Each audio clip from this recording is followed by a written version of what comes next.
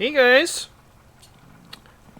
Welcome back to Bioshock. So we're gonna do things different today. Since I already beat the game, I want to go back in the save and just get all the collectibles I missed. So while looking like a big daddy, so that's gonna be fun.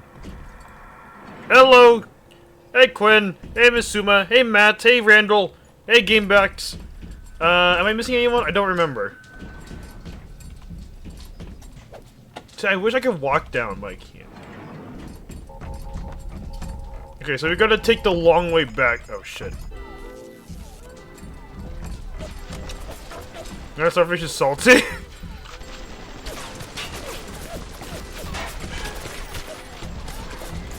So we're just gonna ignore everyone, just screw them. Because we gotta go and just backtrack and get everything.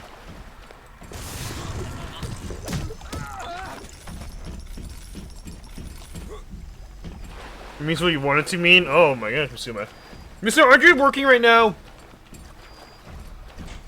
You're doing it because you're sus? For once, I cannot argue with that. She's actually based for once. Yes? You should definitely go to work, Misuma.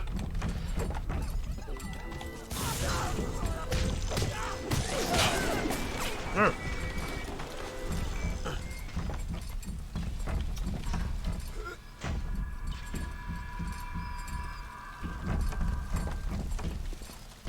You're so close to like 10K, ma'am. I want you to get there before New Year's. It would be fucking amazing. I wanna play. Okay, we'll play together like when you have a free day, okay? Just DM me. Or I'll talk to you like after stream. Okay, we're going all the way back. Randall, don't try anything. No! Okay, there. That's one. Yeah, so we're backtracking all the way. Like, can I even exit? Okay, good. Thank God. Okay. We're gonna do things a bit differently. We're gonna watch the golden reels. I don't know how long that will take. But if it feels long enough, then maybe I'll just end stream there. Because I don't know how long these golden reels are. Maybe they're short, maybe they're long. Gotta get all these collectibles first, and then I think we're good. Oh, check out the museum, too. Go check out that museum.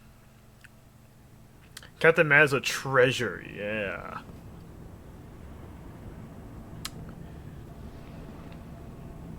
He's one of a kind. Don't cry, Miss Suma. You're fine.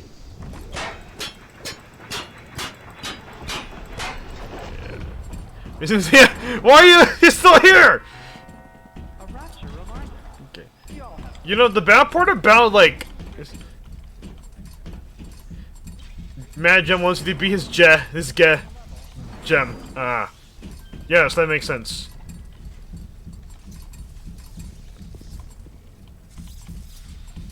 I'm just checking around.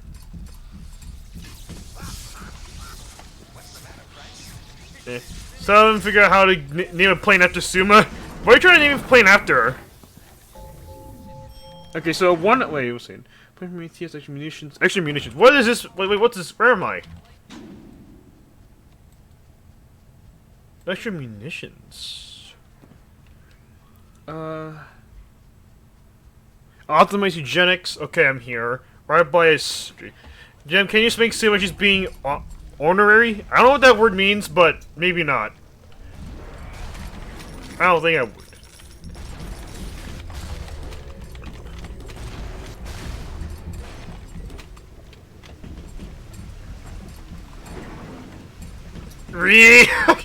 Okay. Should I spank Suma, guys? This needs to be a group vote. Should I spank her?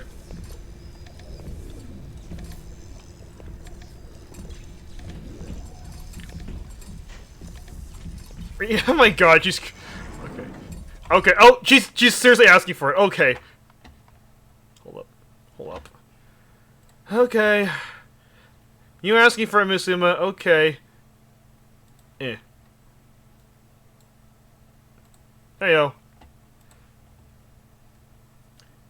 That should calm her down. Oh, that's broken now. I gotta fix that. Oh god. Okay. I forgot, like, for some reason, every time I just, Open up this game. Oh my god, why is it doing that? Okay, 1 second again. Okay, I screwed myself up by doing this. Okay, go over here. And boom. Okay. Oh my god! Okay! This is not working! Okay. You no, don't be happy! You don't deserve happiness. Come in. Oh my god, I hate this. Why does it do this? It shouldn't do this. Why? Okay. It's like, I know you guys don't see the other screen, but it keeps moving the window where I cannot even see the chat.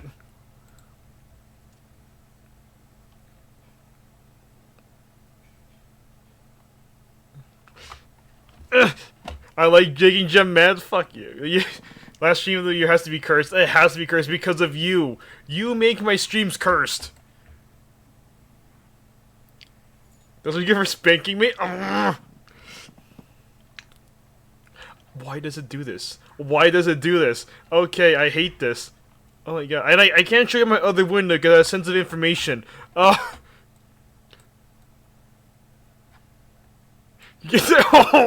oh my god. God, Suma's being such a brat. Jesus. Okay, how about like this? Okay. She's being a super brat. Jeez. See this, guys?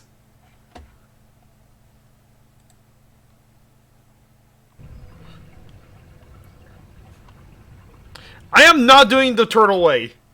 I am not doing the turtle way. I want to see my chat through here. Sumo Widget, she's inside my house. We can have lots of fun together.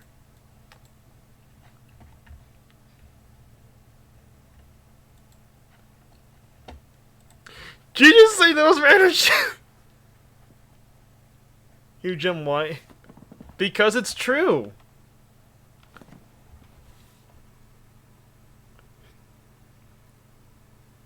You're nasty. Okay, fine, fine. A full old-fashioned way. But I don't want to look through my phone either because oh, this has gone wrong fast. Okay. Hold on. Let me try something. I want to save real quick. Let's make a new save. No, I can't restart stream. It's the game. Let's go to the main menu quick.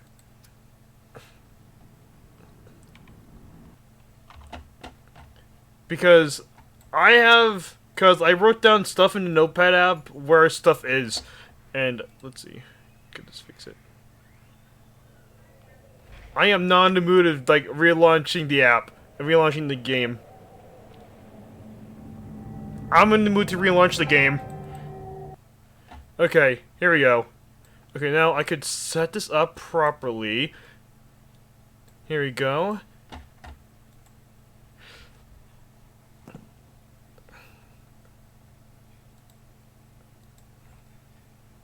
Oh, you know what? Like, I have a good response to your nasty comment. 1 second. Hold on a second. I got the perfect response for this. Wait, that's cases? Where is... there he is. Sus.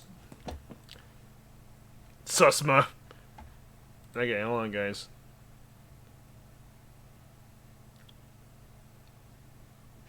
Perfect uncle? What is that supposed to mean?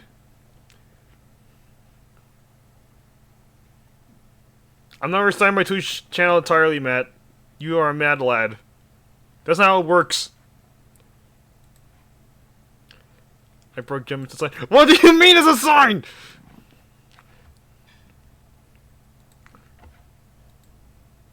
There are no signs here, Miss Suma.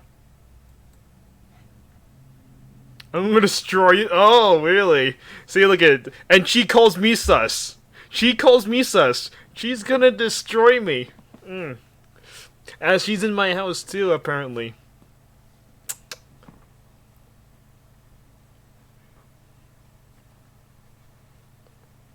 Okay.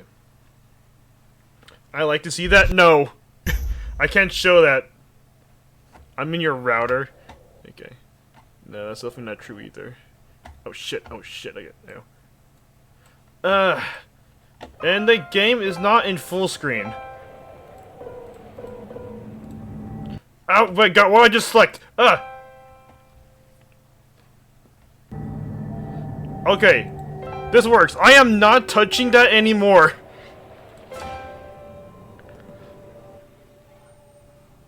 Okay, I am not gonna, like, tab out just to spank someone. Not in this game, at least. See, like, like, you're haunted by me. I know. You know. Okay. No, I get the solution. You gave me an option, Misuma. You forgot you gave me an option. Rope buddy, no! There you go. I don't have a sub to gem, but I could do... Oh, well, you have everyone but me, then! You're saying you have everyone but me! She has to be 2 and 2. Yeah, look, I missed this guy. Thank you! Oh, I didn't mean to do that. Ryan sent over extra munitions. He must have suspected trouble. I will lock them up near the protector labs and set the code to 1921. I don't expect we'll ever be needing them, though. 1921? Once Big Daddy is ready, nobody cross the Big Daddy. You know, it's funny to see that rather I'm spanking Misuma, she's all quiet. You guys notice that? She's extremely quiet now. She lost her little spark. Oh, you're alive.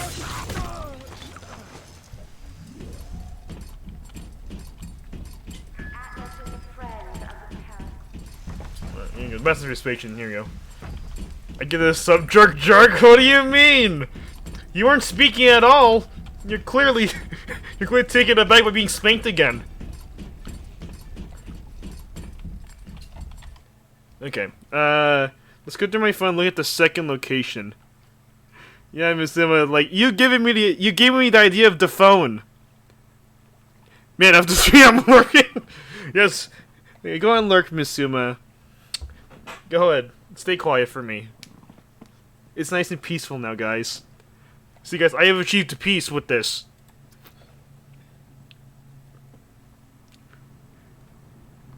The next place, I just call this place hepatitis because I don't want to say this actual word. Let's get the bomb down walkway. Okay. It's Gagsu, but in text form. Exactly. Oh, you're just making me just do some little sips. Here you go. Are you happy, baby girl?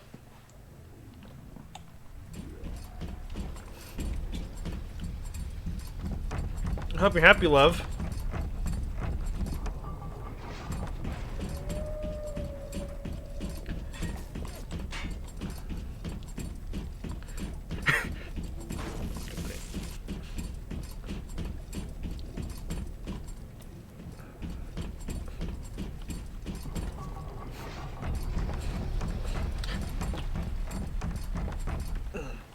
I mean, like, it's like, I am not explicit in how much I'm just supposed to hydrate. That's part of it. It doesn't say how much I have to hydrate, Misuma. Just saying. Become the gag? No thanks. I need to remember my way around. There's like a walkway I gotta go to.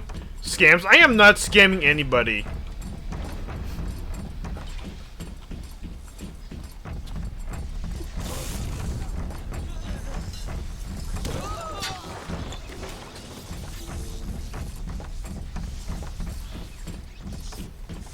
No, Randall, I cannot. L says Lusuma. Yeah, exactly, L Suma. No, Randy, I'm sorry.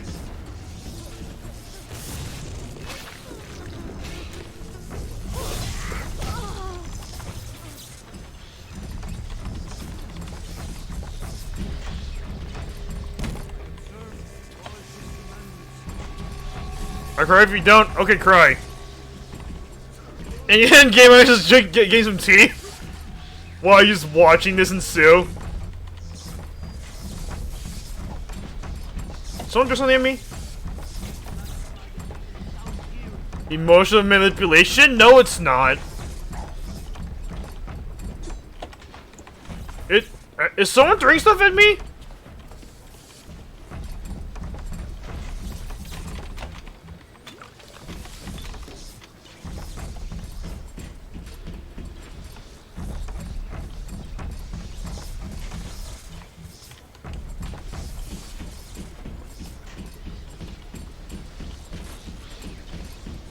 Yeah, with Beho music in the background. Aw. Oh, look, yeah, I haven't found this spot, actually. Wow. Okay, here we go. I found this one. To build a city at the bottom of the sea, insanity. Insanity. But where else could we be free from the clutching hand of the parasites? Where else could we build an economy that they would not try to control? A society that they would not try to destroy? It was not impossible to build rapture at the bottom of the sea. It was impossible to build it anywhere else. Interesting point of view.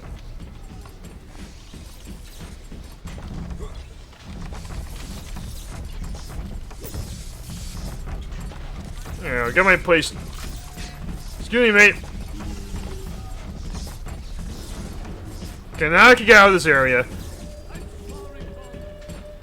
I do not drink the tears of the innocent. I don't even drink tears. But I don't mind people crying. That's all I'm saying.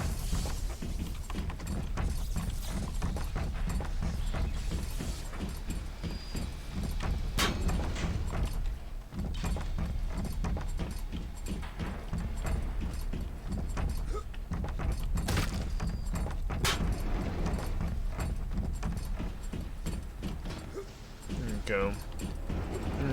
Man, I can't wait to play this game a second time just to get 100% completion. But I think I'm gonna get the other challenges first, so I could get so like the last thing I'm gonna do in this game is beat this game in impossible mode.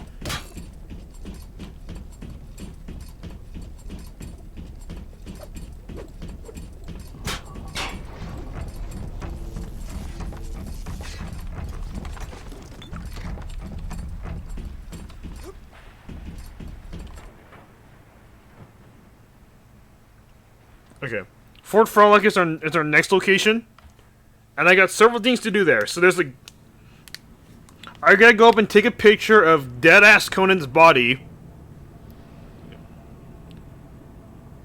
Yeah, that's hers.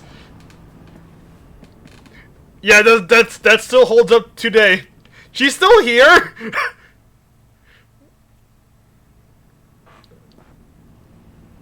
See, look at, she explains it herself. Look how many messages she typed in a span of a second. Accurate. See, Mr. You don't explain it yourself, thank you. I don't explain it.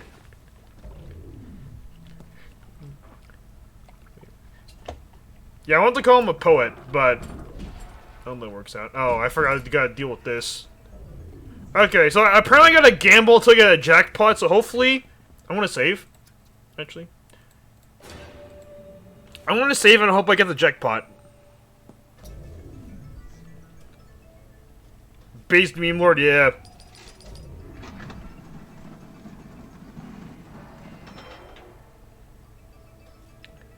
Quiet! Don't talk about the dream!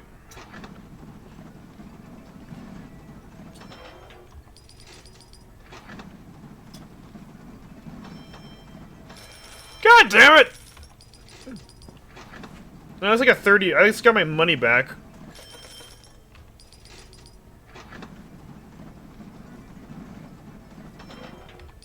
And yes, guys, I had to do this for an achievement. I should. Wait, I can do. No, I can only do one at a time.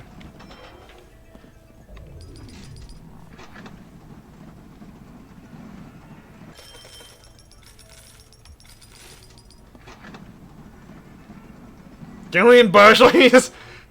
It's for the achievement! Let me show you!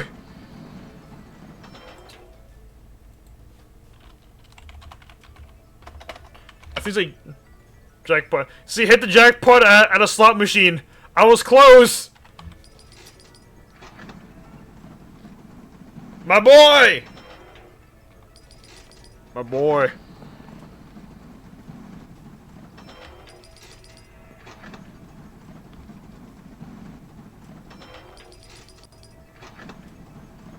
This is my life, guys. If I run out of money, I need to go loot a body.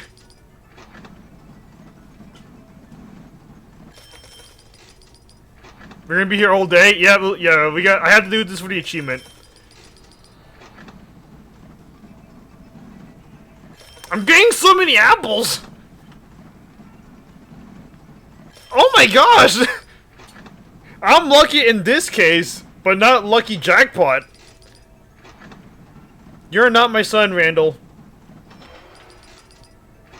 Yep. So, yeah, Suma could explain this dream then. I don't mind. Can you explain the dream, Miss Suma?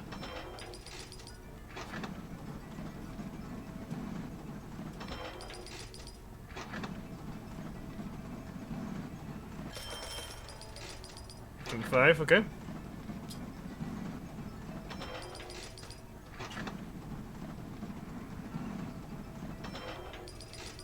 That's what I said. It's true, Randall. You're not.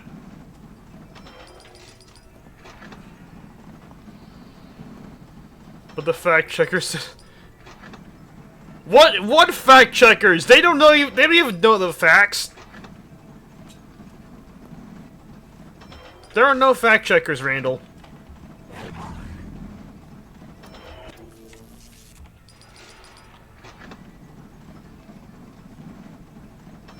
Watch Tome? Yeah, I don't know how much you've been watching my Tome.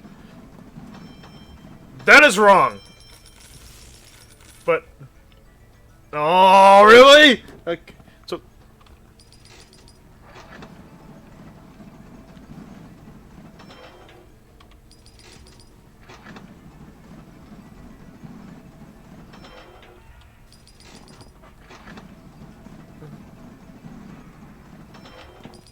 Kay doesn't even know the facts. Kay's lies. Kay's lies through his teeth.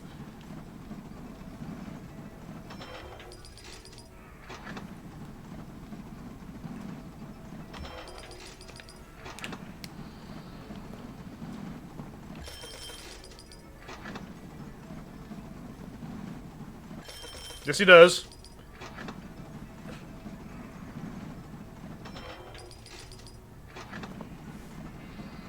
He made Turtle think me being old, like, he made, like, me being old meme, like, an actual thing to Turtle. Oh my god, why do I keep getting that? Cross also fact checker? When did Cross say that? I don't remember Cross saying that. Suma lies too!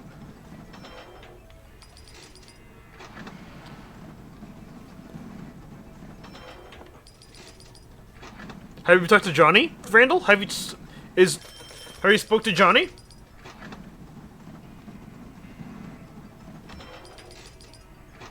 Turtle!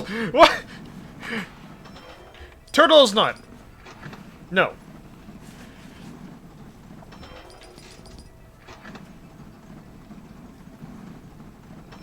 She always lies.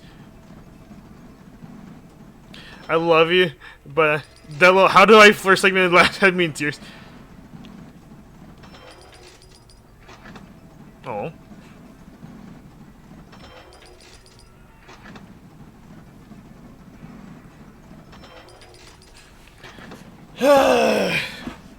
How long have I been here, guys? I got the apples again. It was right next to you, and...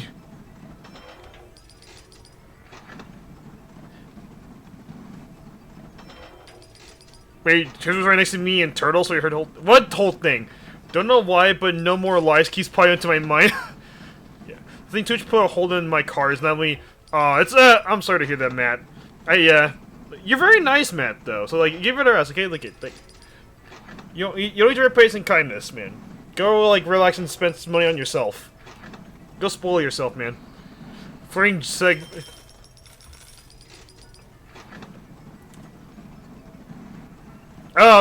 the flirting segment, I see.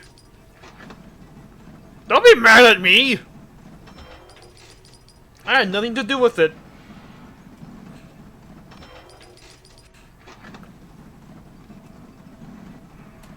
apples!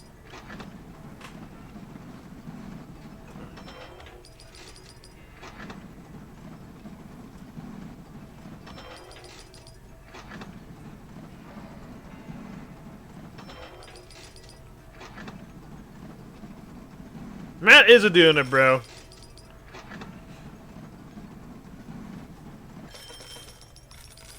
Apples? Yeah, he's been spoiling us, but not himself. Matt, like, you deserve to spoil yourself, man.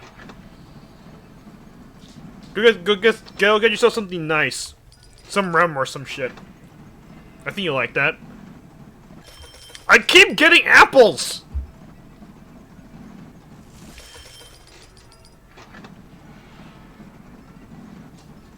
Look at this!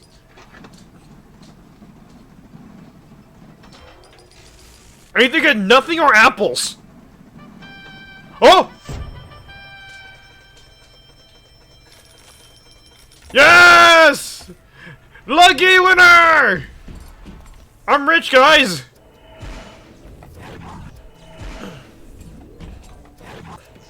I also need to get a telekinesis for this.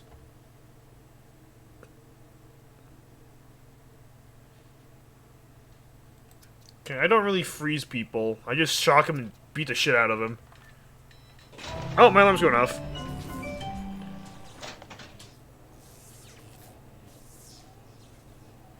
Please release my family? What are you talking about, Quinn?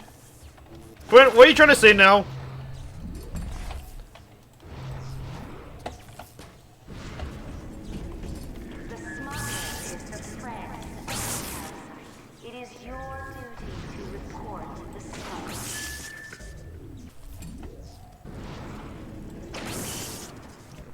I'm just memeing? Right.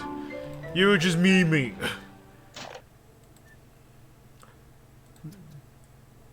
Okay, security bullseye.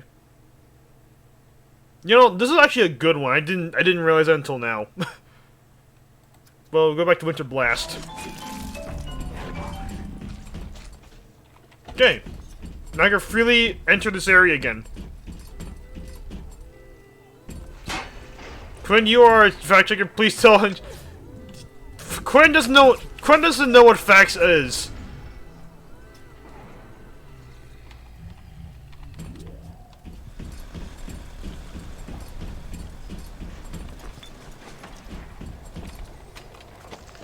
Okay, where's Conan? Where did I kill him again?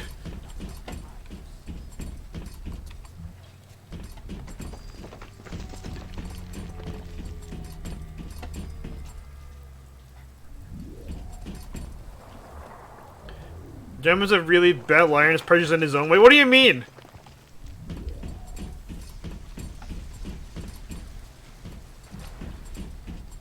Where did I kill him?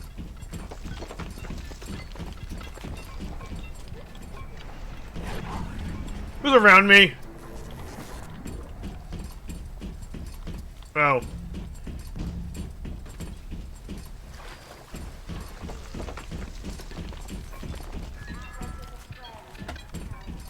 Oh, they are.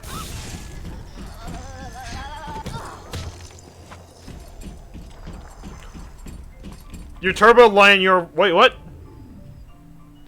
I am not a bad liar. I won through lying in Among Us. That proves I am a good liar.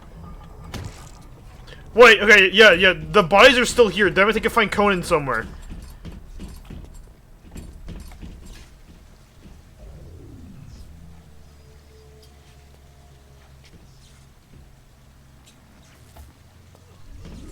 I have too bad. Bad.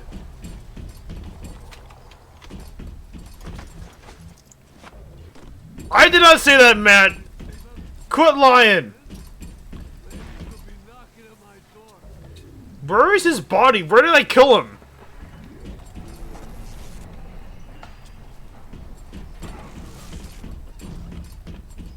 I don't remember where I killed Cohen.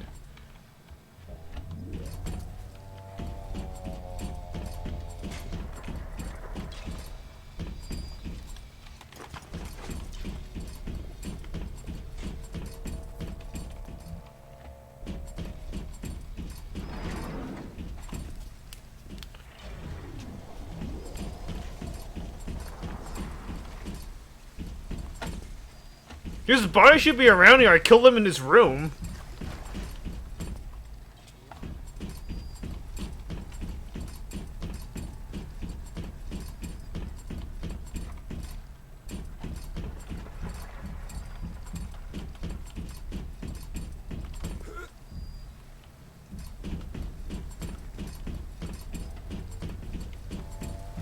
But is Canadian skill issue? Yeah, yeah, your spilling's a skill issue.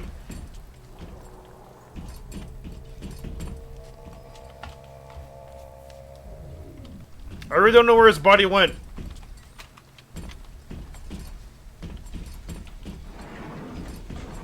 I thought, did I not kill him like around here?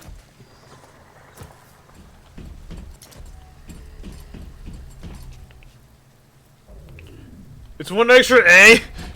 Skill issue, man. Crap, my wrist hurts. Ow, what the fuck? Ah, Jesus. Okay.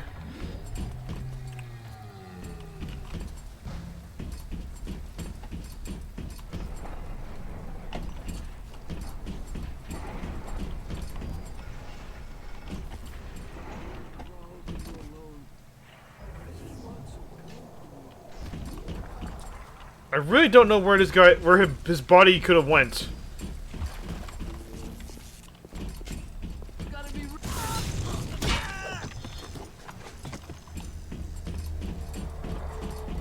Man, I don't wanna take a photo of his body in the second playthrough.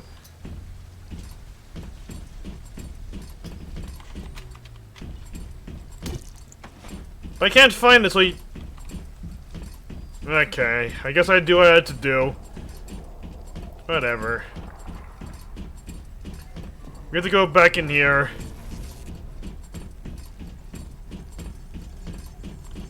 Oh yeah, I want to try this. What's back here? Nothing.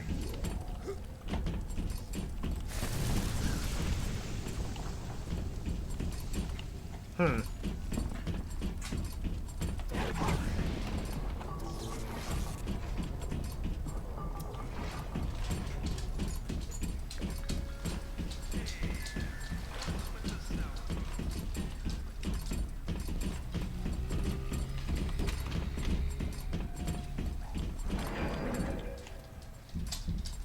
There we go. Oh! You know what? Art, music, poetry. Fuck ripped.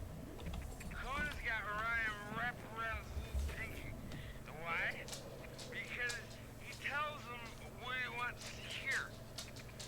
Rise, rapture, rise. Nuts. That stuff was still before it came out of Cohen's pen. I'm through with the whole pinata.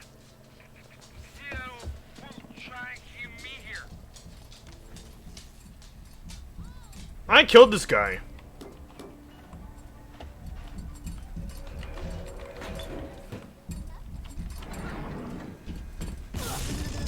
Silence!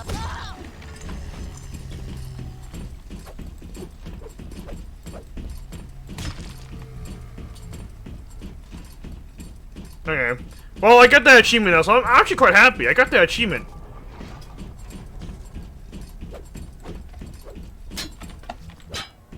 Okay, I want to see if I can find Conan's body again. Because I need him. See, Hector Rodriguez is here. But where's Cohen? I know I wasted his ass somewhere around here. Are you him? You're not him.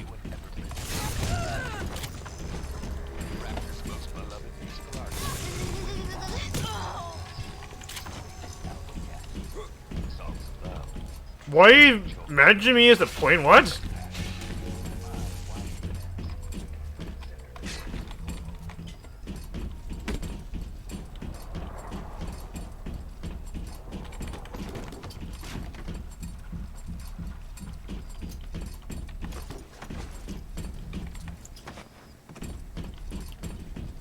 I want to try to look this up real quick. Because I don't know where his dead ass may be. I don't look it up.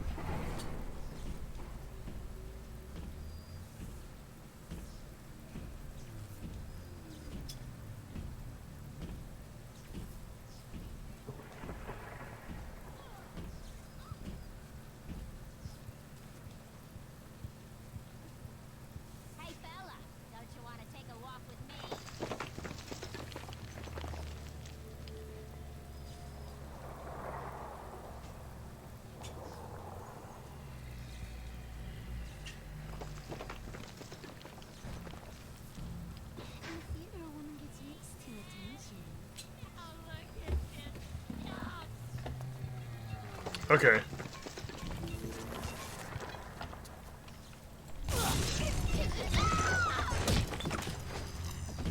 I'm gonna take a picture of one of these. No? Okay, so the theories are like, is that apparently bodies just disappear. So I'm gonna take a picture of this lockbox. Maybe it says no. Well, that's bull. Looks like I have to kill him again in the second playthrough.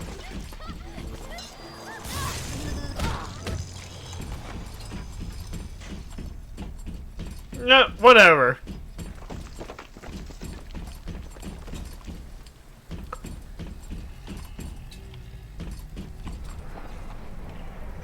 Let me see if I have to specifically kill him again.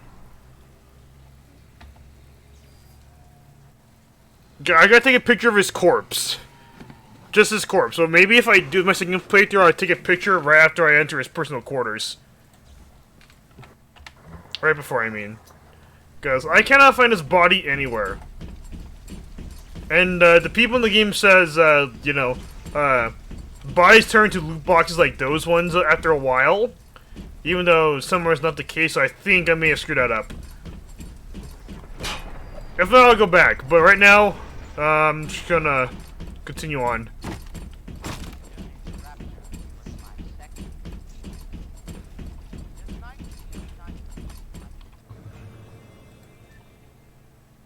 Okay, last one is Neptune's Bounty.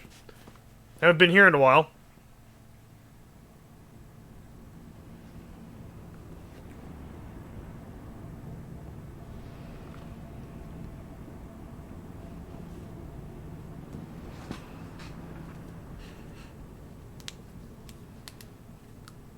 Case but plane? Why do you keep mentioning planes, Randall? I don't understand. Oh wait, have I ever thanked Sumo for the gifts up to Quinn? By the way, thank you, Mizuo, for the gift this up to Quinn. I'm an asshole for not mentioning that 27 minutes later. Matt. Alright. You're an L.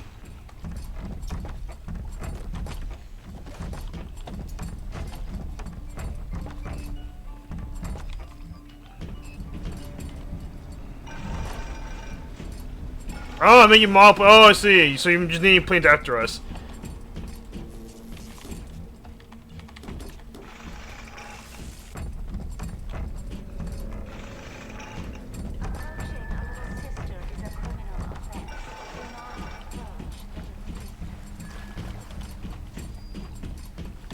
See, like, some of these dead bodies I killed so long ago are still here. I don't know why Conan didn't respawn. You left the rest. Okay, that's pretty nice, Daniel. Thank you.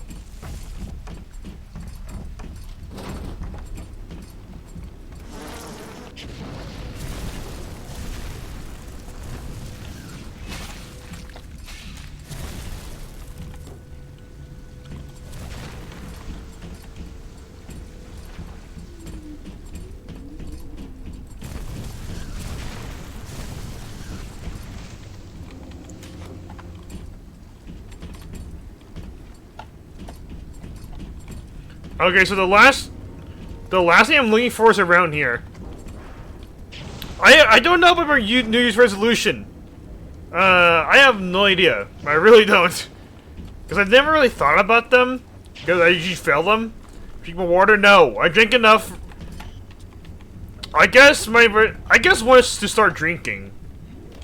Because I remember we talked about, you know, drinking. I never drink yet. I never been drunk before. I never drank a single bit. So maybe that's a is that a good one? Is that a good New Year's resolution? Get more swole? I don't know. I don't work out. Not gonna.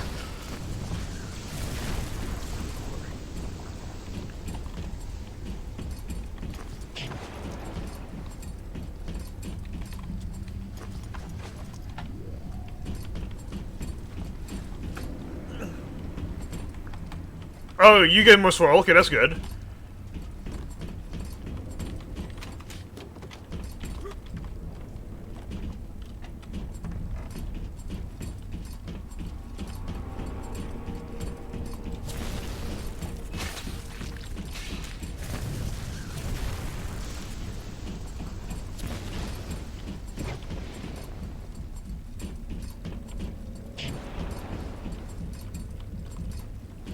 You go with me in moderation. You can trust me.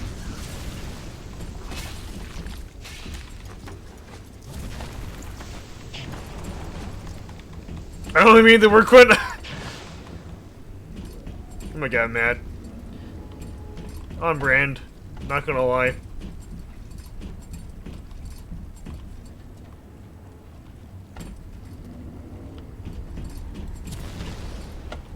Oh my god, here we go. You liked an episode. How did I miss this? I looked around this area too. Alright. We can now. There are a bunch of films here too. Jesus Christ. Okay, you know, okay, it's time to go back up.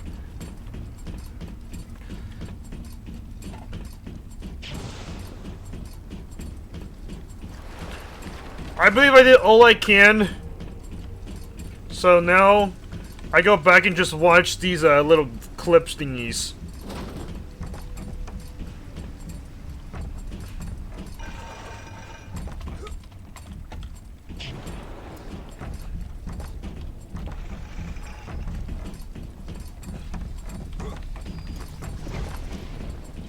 I refuse to be a designated driver.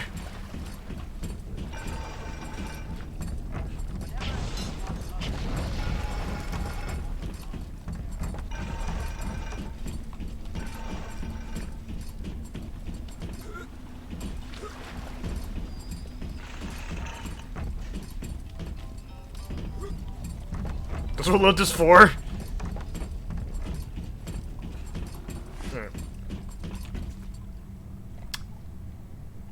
Huh. Okay, I'm gonna stay with Fort Frolic one more time and go back and see if the body respawned this time. I really hope it did.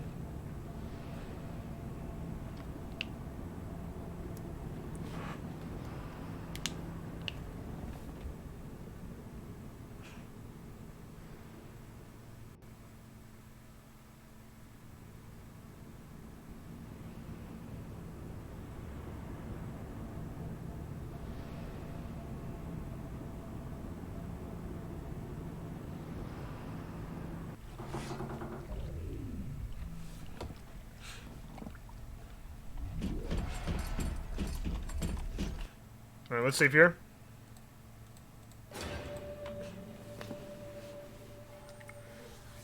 And now we get his body.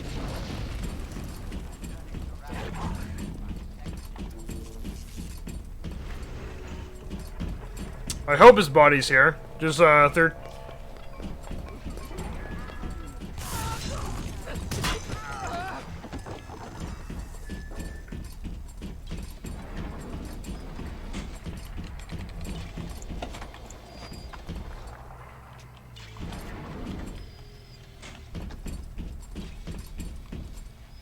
Killed you. I killed these two already. We fought in this room.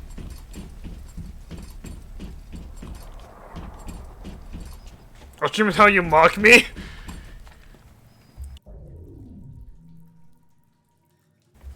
Is it because of the freaking, like, Discord link? Is that what's mocking you about?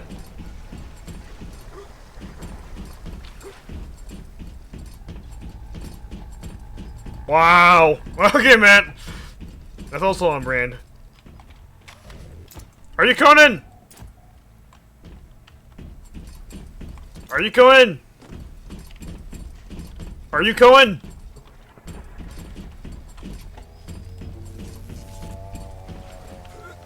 I really can't find his body.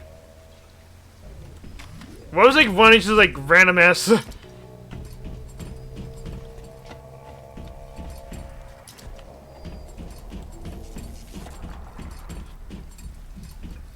Oh, cuddles!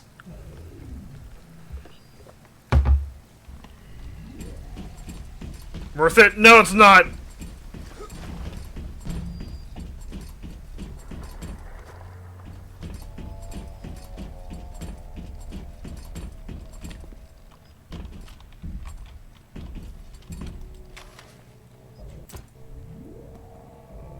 I was hoping his body would be like right there or something. I really don't know where his body went. Did he just like Houdini out? Or something?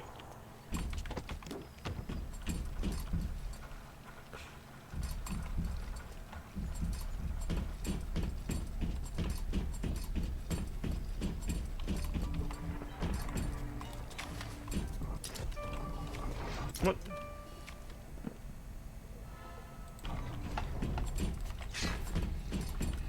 Just making sure you're properly hydrated. Alright.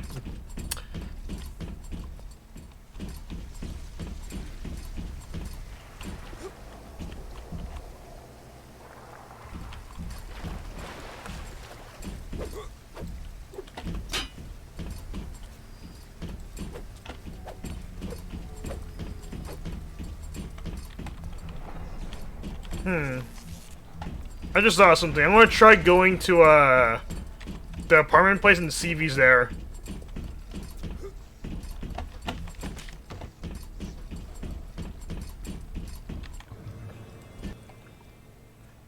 I think that's a Polo Square.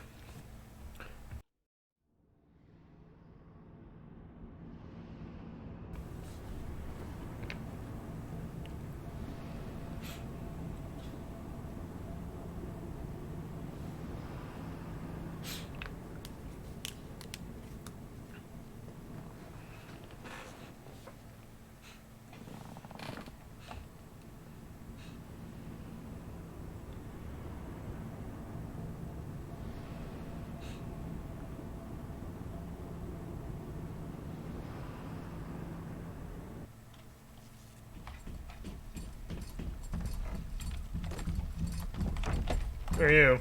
You're just a thuggish splicer.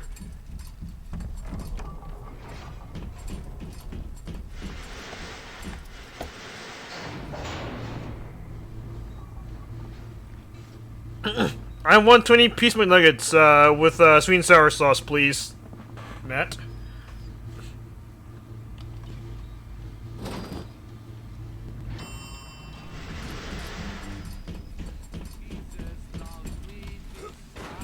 Got it, thanks, Matt! Quit singing! I just like your singing!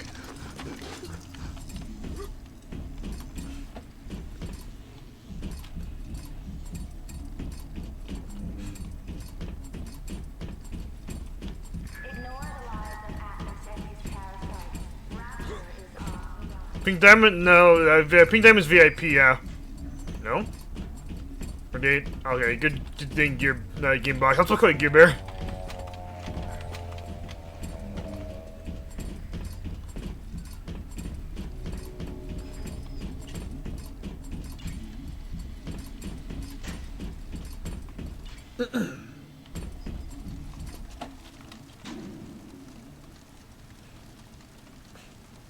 Wait.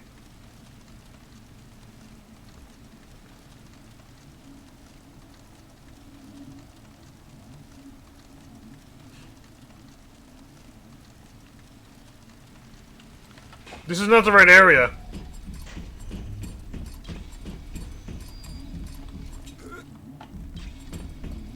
I think I'm supposed to go to the area before.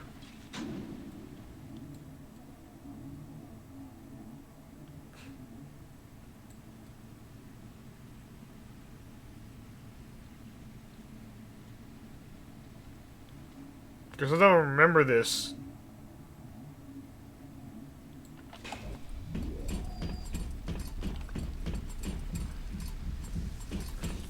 I'm in the wrong area, god dang it.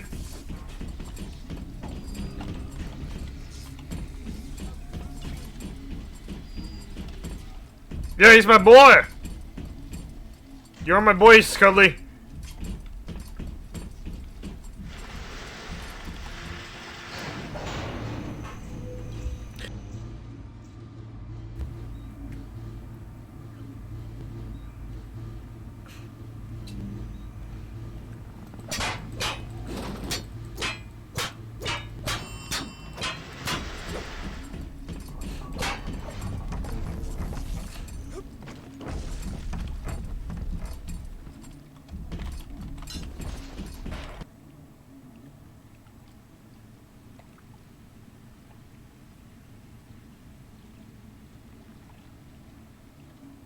But this has to be the place.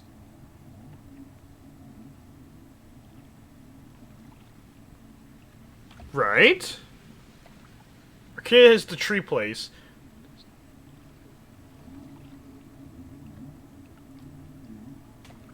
Thinking.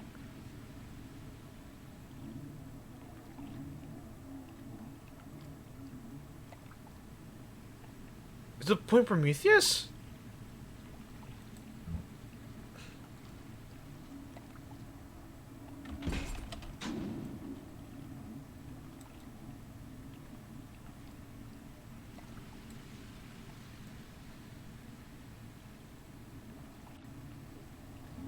Hmm.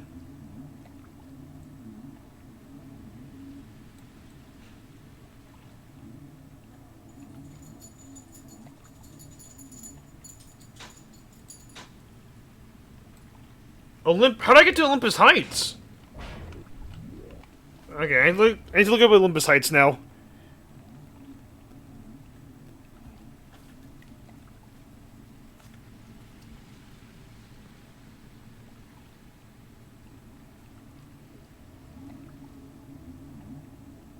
They're my dogs, Cuddles!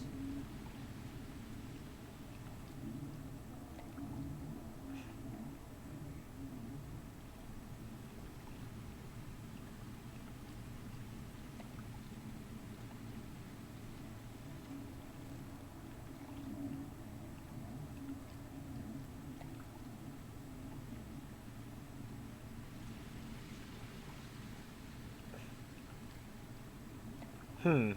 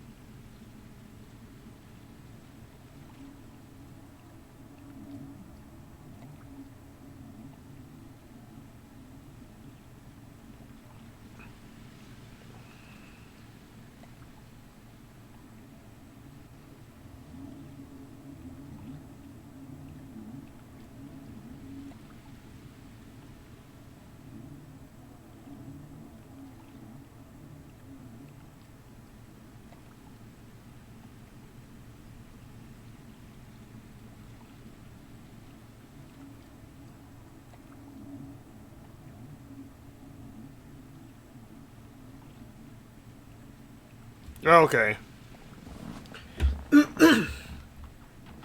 Yes, I'm very supposed to go back again. Sorry about this. I was looking at where I'm supposed to go. Because I want to try out, see if my theory works, which will likely not work. But I want to try either way.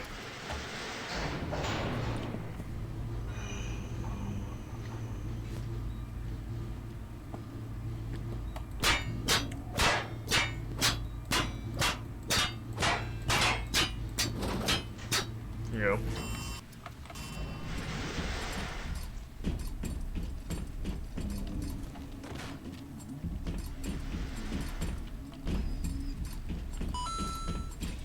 Gems, anybody look here where to go? Screw you across!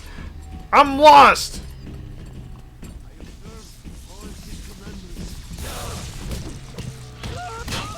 You didn't observe anything, sir. Oh, that little grass like I'm in.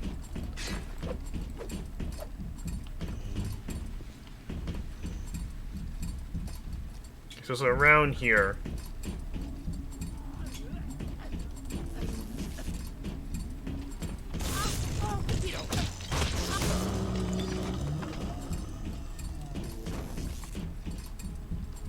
Okay, here we are.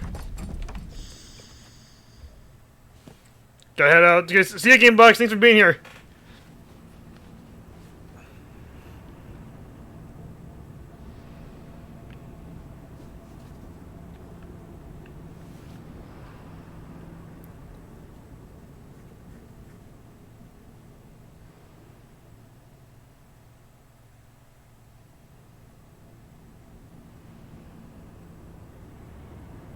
Wait, I missed a message telling you to give me my dogs back? What was the message?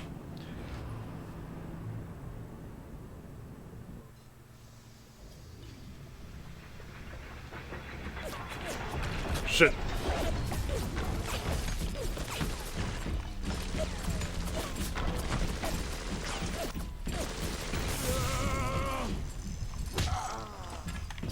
Get fucked. They're my dogs, Cross! You have no say what you do to my dogs.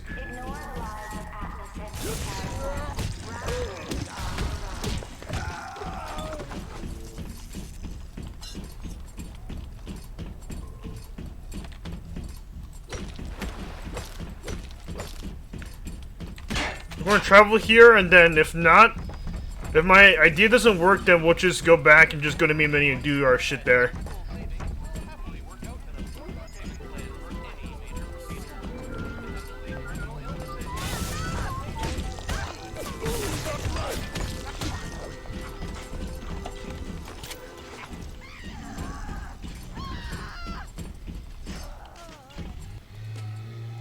Oh, that doesn't blow up? Why doesn't that? Why does it just do more poison gas more often? What the fuck? I didn't know they could do that.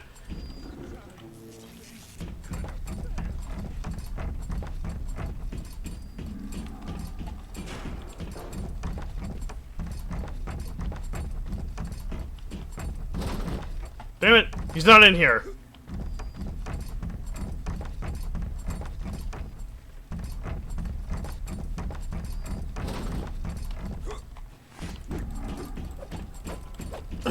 Alright, let's go check my achievements real quick.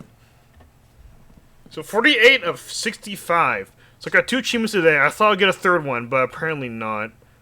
So let's check everything. Yeah, everything, all these other achievements here should be for the challenge stuff. In the game with survivor difficulty. Yeah, these are the only 2 I gotta do, plus the picture one, which is called Irony. And enter this one. Okay, so everything will be done in second playthrough. But first, I gotta beat these other challenge modes. Then I'll do second playthrough. But now, I done enough exploring, so let's go back and watch those little film reels, and probably go to the museum. Let's go to the museum first. Fuck it.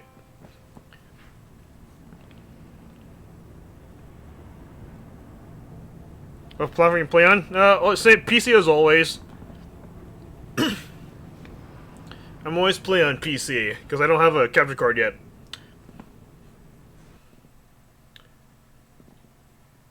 There you go. I'm playing the remastered version of this game too.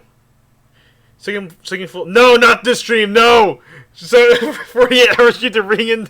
No, no. Okay, welcome to the Museum Orphan Concepts, a guided tour of ideas that Irrational Games discarded or reworked heavily during the making of the original Bioshock. Okay. Okay.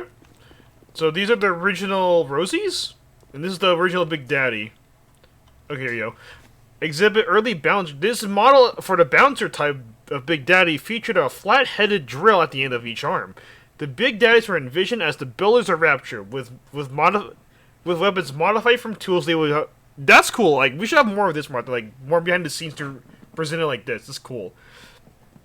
With weapons modified from tools they have used in its construction. When the Gatherers were reimagined as little sisters, one of the bouncer's drills was changed to a gloved hand, so the 2 characters could interact with each other. Hannah from Meow. Enjoy the stream, everyone. See ya, Kylie. Thanks for being here. What the hell? Slow perfume. Okay. Slow perfume. I don't know. Irrational's internal need for his prototype Big Daddy variant, who mauled players with an enormous hook and fired into bearings from a barrel. Iron bearings from a barrel. Stood for a low projectile fucked up melee. He survived long enough to become a fully functional AI, but the team eventually cut him to focus on polishing the other Big Daddy types, which is just only the other 2. This model later appeared in Bioshock 2 as the Rumbler, throwing miniature turrets instead of What? Miniature turrets? Okay, so I gotta watch out for this thing in Bioshock 2. I can go close to it. Oh, we can go closer here. This is cool. Like, they should present, like, behind the scenes more like this more often. This is sick. They did the same thing in Infinite, too, but you gotta unlock everything first. Forest concept art. Irrational artists tried to envisage how an underwater city would actually function in the early concept. Wait, how an underwater city would actually function in this early concept work of Rapture. One idea imagined a thick forest for the purpose of oxygen exchange, seen here with an observation catwalk walking around the edge. The concept of using trees for oxygen exchange made it into the final game in the Arcadia level. That makes sense, though, yeah. We need trees for oxygen. Oh god, what the fuck am I looking at? Gatherer? What are these things? the Gatherer, it may be hard to imagine that this creature, whose job it was to reclaim Adam from corpses around the rapture, was the earliest iteration of the idea behind the little sister. Okay, I'm happy we got little sisters in. I don't want this thing. I want to harvest these things. Or save them. I want to kill them. Since the Gatherer generated absolutely no sympathy from players, the team experimented with concepts for featuring a number of animals, including the infamous dog in a wheelchair. What? I had to look up this dog in a wheelchair. Later a grotesque miniature humanoid. Finally, a concept sketch of a deformed child inspired the Eureka moment responsible for the Little Sisters. Wow.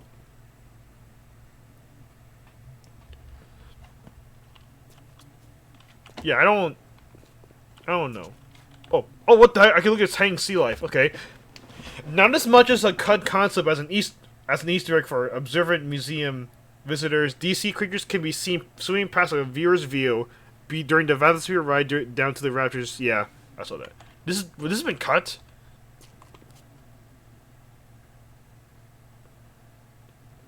Yeah, I'm pretty sure I saw these. I could have saw an angler. Okay. These are like fucking zombies. These are like Resident Evil stuff. What the heck? Ranged aggressor. Waters. There's a shotgun. I'll be back. Maybe. Okay. See you, Randall. Stitchy. The first splicer that Irrational created for Bioshock. Stitchy was used in many early concept demos and was fully functional in-game with kinematics. Kinematics? Kinematic? I don't know how to pronounce that word. Hit reactions and voiceover. It took us that long to realize he wasn't a good model, says lead artist Sean Robertson. This is probably the worst abortion that Irrational has ever made. I mean, these people are very explicit. Okay, look at this Left 4 Dead zombie here. Early sparks of concept art. These are some of the first concept sketches to show Bioshock's enemies moving in a more human-like direction. Artists coupled that approach with the idea that Adam deformed the body in a way that related to its intended function. For instance, a giant grotesque arm on a melee enemy. Okay. And that guy looks scary. These are some of the first concept sketches to show... Oh, wait. This is exactly the same thing. Alright, you're different. I really like... Wait. I thought this dice was tracking me. I really like this. This is so sick. Pre-Yam Hand. Before solidifying the fiction around Adam, Irrational experimented with the idea of it being an external injected substance. Okay. Here you see us playing around with Adam being mechanically injected, said lead artist Sean Robertson. So this splicer's got vials of it on his belt. This model was created but never made into the game in any form. It's on his balls. Gemar Futur, yay! Rifleman. This guy looks scary. Moving from grotesque to human was a slow process. While early concepts saw the melee enemies grew monstrous arms, the team had trouble conveying how someone who had spliced to become a marksman would appear. Like having like giant eyes. Okay, this is whatever this is. Early Big Daddy. These are early concepts for the rosy type of Big Daddy, who, like the Banter, was envisioned as a construction worker who had been repurposed as a protector for the Gatherers. Yeah. Big Daddy. Okay, same thing. Here are bouncers. Alright, Protector concept art. The Big Daddies, originally called Protectors, were envisioned as a dye-suited construction workers retasked with the defense of Adam Gatherers. They used construction tools or improvised weapons that looked like they had been found on the seafloor. From left to right are early concepts for the melee, range, and slow projectile protectors. Okay, so this is the melee with a hook. Okay, so he's gonna like, throw a hook at us like freaking Roadhog. He's the rifle guy. Yeah, because he has that thing. And slow projectile, which is... No, wait, this hasn't been a projectile. This has to be the shotgun, because that's a shotgun. Oh god, what is this thing? Oh wait, are these spider? Are these the spider spiders? Damn, these are scarier. I don't want this jumping on me. I don't know what that is back there. Hooker! Created around the same time as Stitchy in the Grenadier, this splicer was dubbed the Hooker because of her weapon of choice, and because she's a hooker. This concept evolved into the Spider Splicer, where it was decided that splicer models could fill any behavior role, and the Hooker model later became the Baby Jane Splicer. Huh? Okay. New concept art. Look at that. Oh. Yeah, I don't like that anymore, that on the side. Neptune's Bounty concept art. This area appears in the Neptune Bounties level of Bioshock. But the bodies floating in the ocean were cut late in development when their cast shadows proved too distracting from the action in the room. Okay. I don't know what this is. Early environmental study. The location depicted here was built for the Vision demo of Bioshock, a small level demonstrating several of the key elements of the game, such as the Big Daddies and the Gatherers. What's your favorite type of swim stroke? I don't know. I don't know swim strokes by name. To be honest. Name them to me. I like to float. Is that one? Big no! Oh! That was a legit question! Oh my god! Okay. Okay, 1, 2, 3, 4, 5, 6, 7, 8, 9? 1, 2, 3, 4, 5, 6, 7, 8. That's 8. Okay.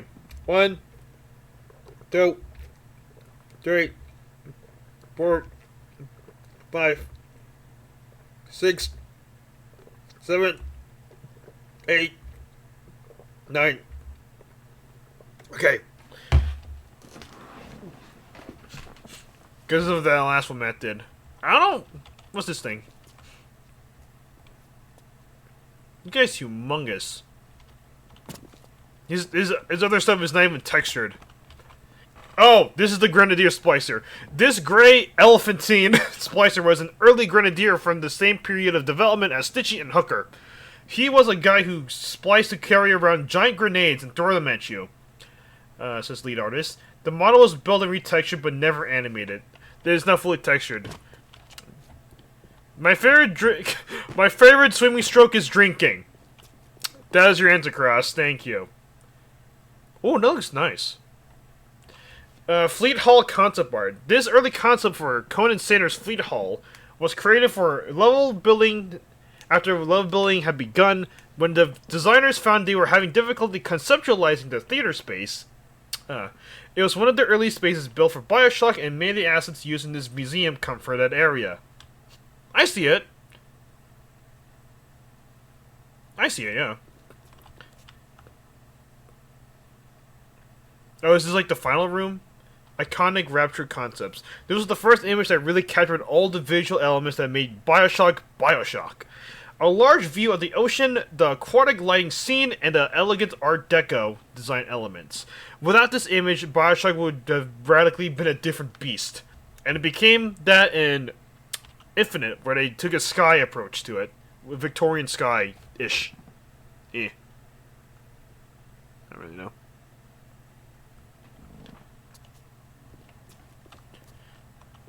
Oh god! This is a scarecrow, but with a fucking, like, whale arm.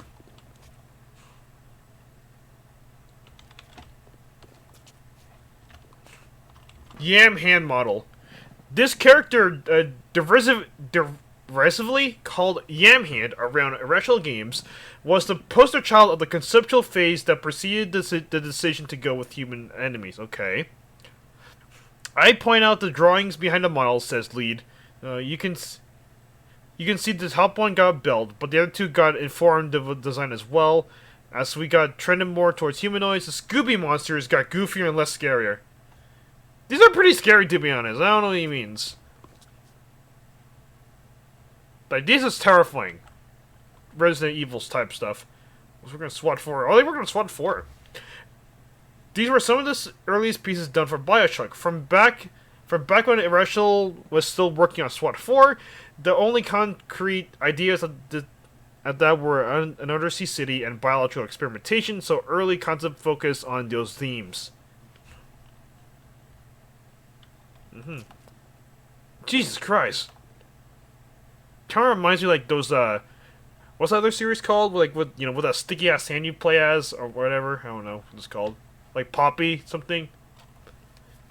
Why do I even have a health bar? Early creature concepts. These were some of the earliest pieces done for oh. It's still the same thing. Okay. So that's terrifying. Oh god, that's like a head crab. Slime from slug, blood on inside of glass ports, ugh. Tarnished brass, oh my god. Early Big Daddy concept art. This was the fourth protector concept, originally created with an organic slug attached to it. A model was started, but never completed as the team narrowed their focus to 3, and finally chose 2 Big Daddy types. I still like this as a protector, says Rob Rodgers. As we started modeling and I really pushed to get it in, even just as a stacked model for on the floor, but it never made it. That was like a possessed type of thing here. This guy looks... these models are freaking giant though. Dude, these guys look pretty sick though.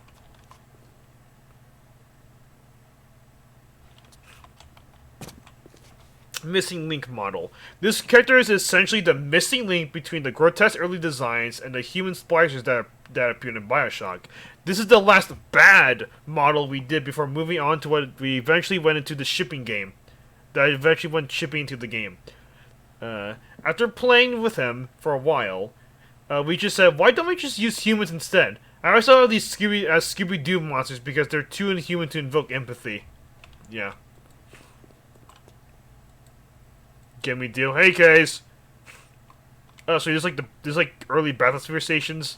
Sub-Bay concept art. This is a concept sketch depicting what would later become Submarine Bay, an area which housed an important scene for Atlas. Oh yeah, because this chick got blown up. Alright. This is like derelict stuff. Big Daddy, okay, early Big Daddy concept art. This is an early concept depicting a Big Daddy bursting through a wall, which inspired the audio log in the Big Daddy training grounds about a rogue Big Daddy. The player then encountered at the end of the level. Yeah. Yeah. I remember him. I think that's everything. I think anything, all the sea life is the same. I went through everything, I'm pretty sure, so I think I could actually leave now. But it's pretty sick. They made a good decision to not add these things in. I don't want to look at those. Okay, the force concept. There's something else over here. Yep, that's everything. Alright. Let's go to the main menu.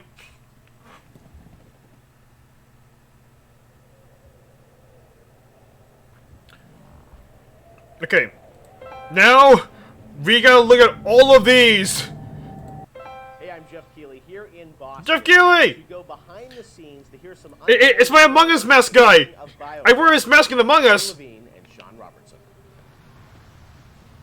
CKs, look at, like, remember that like realistic mask I got in Among Us? That's the guy they base it off of.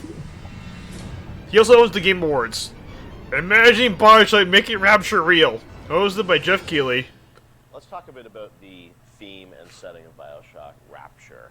I think a lot of people, when they play the game for the first time, they wondered, how did you even come up with this place? And I know you said publicly before that part of the reason you sort of, what led you to Rapture was this idea of fully simulating a place. Tell us about that sort of idea and the frustrations you had with other games where you sort of hit a bound. I think our philosophy was always to do what we were doing 100% rather than try to do something bigger and do it 50% or 40%. So okay. One of the ideas of, came from System Shock 2 as well, where you focus on an area that you can really bring to life and you kind of eliminate the questions of, well, why can't I go over the bridge to New Jersey? So we were able to really make a place, I think, that felt believable and real, even though in actuality it was really quite limited. But we just sort of dressed it with all these buildings outside that were all, they were all basically glorified fakes. We let the story drive what we needed to show rather than some kind of like predetermined map which we sat down, which is a little different than like System Shock 2 where we actually mapped a spaceship out deck by deck. Yeah. Because I don't know what the philosophy felt a little different there because you want to feel like a real spaceship that was sort of stacked on top of each other. Rapture was free to sprawl across the ocean floor. Although you guys originally, Sean, were talking about doing this game on a sort of spaceship again, right? Yeah, when we first started talking about what the spiritual successor to System Shock 2 was going to be, Spaceship came up, but again, we wanted a limited environment, and we didn't necessarily want to do Spaceship again. And our first actual exploration of this space was underwater, but ultimately ended up looking like a spaceship. It just happened to have a couple of Windows. seaweed fronds outside. And that started to push us towards what artistic statement that we wanted to make this look different, and what rules we were going to set for the world. How at every turn we were going to try to remind the player that they were in fact underwater and that this wasn't a spaceship. This is like Half-Life-esque. Underwater, we obviously know you did underwater, then sitting in the sky. Like, where did you come with the idea of like doing this underwater? I think there was probably a conversation. It's like, well, what kind of places could be cut off from other places? Yeah. It's like, well, spaceship, summer camp, any island notion, right? Something that's cut off from the rest of the world. Yeah. So you never felt like you should be able to go over that bridge to New Jersey. I don't want to apply some deep and meaningful conversation. I think it was one of those ideas that you just kind of say, and then everybody's, that sounds cool. Let's try that. Let's go for it. And I think it lended itself to having very nice views out the window without having to build an insane amount of unique assets. Right. By today's standards, we still were a small team back then, and there's an expectation that because you're underwater, the view distances are going to be short, so you can really kind of fade out into the fog at a short distance and not have the expectation that, why can't I see forever? So there's a lot of limitations in a good way that we put on ourselves by being underwater, as opposed to like if you're on a cruise ship, then you'd expect to see across the water and we'd have to deal with that. Same thing with an island. Or and a you have city outdoor in the sky. Yeah, exactly. Which was a lot more complicated, yeah. So you came up with the idea of let's do this underwater, let's do this sort of isolated place. Then you had to answer the question of, why would someone build this? Is that sort of how it worked, sort of order of operations? You then had to come up with a story to explain? Yeah, I think we wanted a very believable reason why they'd be there. Right. And sort of the necessary isolation of the place sort of led to, well, what kind of person would want to do this? And I wasn't even particularly aware of the sort of political implications of what I was reading, but I'd been reading, I had read The Fountainhead. Right.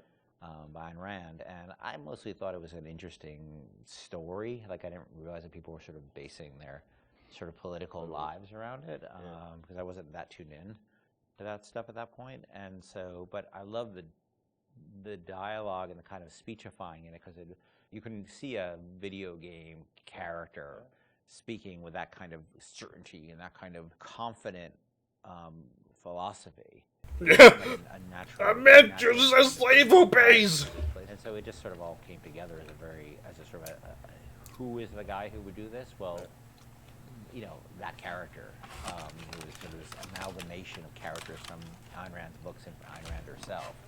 This sort of idealistic person who says, well, the only way to do this is to separate from the rest of the world. And that led to Andrew Ryan.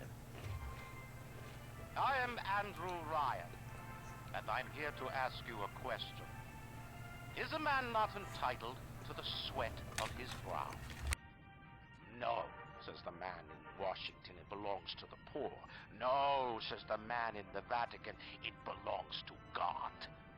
No, says the man in Moscow, it belongs to everyone. We knew from a technical standpoint that we wanted isolation. We also knew to sell it, we needed a compelling storyline, a backstory that why would this place exist? Otherwise, how are we going to make Rapture feel like it's lived in if we don't have the reason for it to be there? So once we decided on the underwater location and then the closed off spaces, that objectivist story kind of came in and made the art stronger and made the level design stronger, because we could feed back into that loop. And I think that's why we had to have sort of Andrew Ryan's pitch right at the beginning of the game. We wanted people to understand why somebody would go there, And so he makes this very personal one-to-one pitch to the gamer, but also that was the pitch he'd make to people, which was, there's a place that you can be free of all these things, where you can not be sort of put upon by the government and not be afraid of nuclear war and not be afraid of all these other things that will plague you on the surface. We wanted that pitch to sort of resonate and make sense, because otherwise by the time you got there, you'd be like, well, this place is just fantasy. Nobody would ever come here. And the beauty of the place was also tied into that. It had to be a very attractive proposition, or people who would believe that people would leave their lives and go to the bottom of the ocean. I'm sure in some ways you had to convince the team and enroll them in your sort of vision of, who this character was going to be and what the setting was going to be. How did that work, Sean? I mean, did Ken come in and say, hey, I've been reading these books, and I think we could sort of... I believe he just came in one day on a horse and said, Ayn Rand, everybody read The Fountainhead. Exactly. I bought 30 copies of Yeah, I think, Here's a 2,000-page book or something. Yeah. Go read it. And it really is more organic. Like I said, we knew that we had this location, and you struggle to fill it with stories, and you struggle to find meaning of why does this place exist? What's my motivation? And as Ken started to explore Ayn Rand a little more and started talking to us about it, and we were having that conversation, and it's like, oh, this could totally work. Like, this is exciting. Like, this is something that really hasn't been done in a video game before. And if we had flipped it and come up with the idea first before the location, I don't think we would have really been that excited about it. But we had a location, and now we're trying to fill it with that story. And because of the order of operation there, you start to get excited, like, oh, I could totally make this work. This is going to really make it feel like a lived-in space. As you think of sort of the setting, and you think of maybe a character or something, was there a moment that you think back, it's like, oh, like right then and there, like I got excited when you attached the Ayn Rand For me, stuff it was to going to Rockefeller Center and seeing the visual.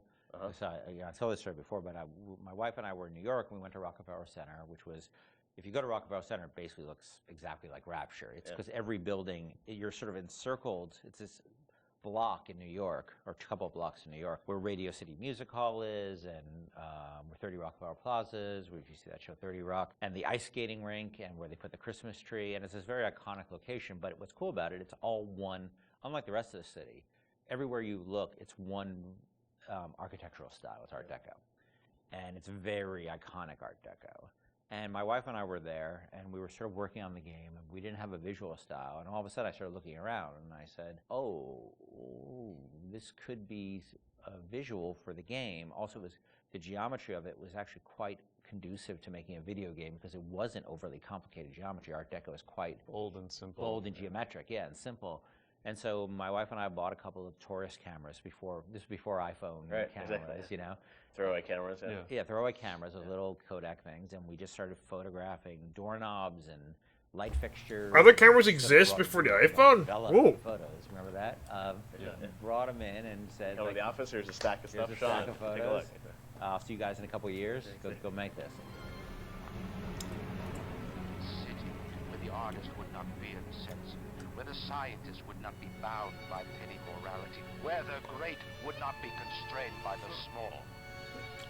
And with the sweat of your brow, Rapture can become your city as well. Well, So you had kind of a theme, you came up with an art style, some of the iconic characters, and then you really had to build the narrative around it. And you've talked about a lot of the themes in the game, and greed, jealousy, sex, violence, all the things that sort of drive us or what destroy us. And that was something I think that as you thought about the story of the game, you wanted to, I'm sure, reflect some of those, right? Because I think people love the characters, it's sort of flawed in a way, and this is a world which is its own little microcosm, but had a lot of tension inside of it. Yeah, I mean, the character of Ryan was sort of, he's basically invisible for most of the game, right? Except for a very small portion. But he's very present because the city is him, right? It's such a representation of him. We never wanted to cut away to a cutscene where you saw Andrew Ryan, planning and scheming. We wanted him to be very present without actually being present. But once you had Ryan, and once you had his desire to protect this vision of his, you just had to then come up with the characters who'd be arrayed in opposition to him. So we had this character, the Big Daddy, and then eventually the character of the Little Sister, And so characters like Tenenbaum came along. Like, you know, here's a person who's in opposition to him for this reason. And then you have, you know, for more noble reasons. And then you have a character like Atlas, who's much more cynical opposition. Once we had all those characters already, we're like, well, who are you? And you know, you ended up being a sort of, you know, a pawn in the middle of all this opposition to Ryan. We just kept her homing in on that theme, and making sure that you weren't, you know, eventually figuring out that you couldn't just be here by an accident, that you were an integral part of what this story, even though you don't know you're an integral part of this story. You think you're just there by happenstance. Look, Mr. Bubbles, it's an angel. I can see light coming from his belly. Wait a minute, he's still breathing. It's all right. I know he'll be an angel soon. Is that kid still alive? That's a threat. That's a threat right there. I'm gonna harvest that bitch. It's like next playthrough. Also, do you guys mind if I watch through all of these for the stream, because I have nothing else to do right now? I'm not even waiting for an answer. I'm waiting for the second one now. Bioshock was groundbreaking in many regards when it released in 2007, though fundamentally it shared many consistencies with Irrational's System Shock series. What elements of System Shock translated into Bioshock, and what was refined, altered, and innovated upon to create the world of Rapture? Let's take a look at the long road from System Shock to Bioshock. You know, like, so, like, when was the remastered release, guys?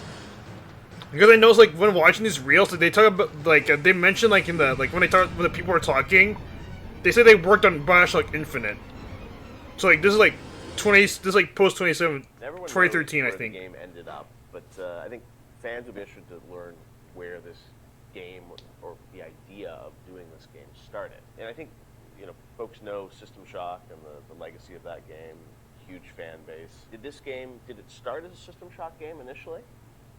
No, I mean, 'cause Okay. we didn't have the rights to that. Yeah. Right? We kind of felt that Dude, Bioshock Infinite.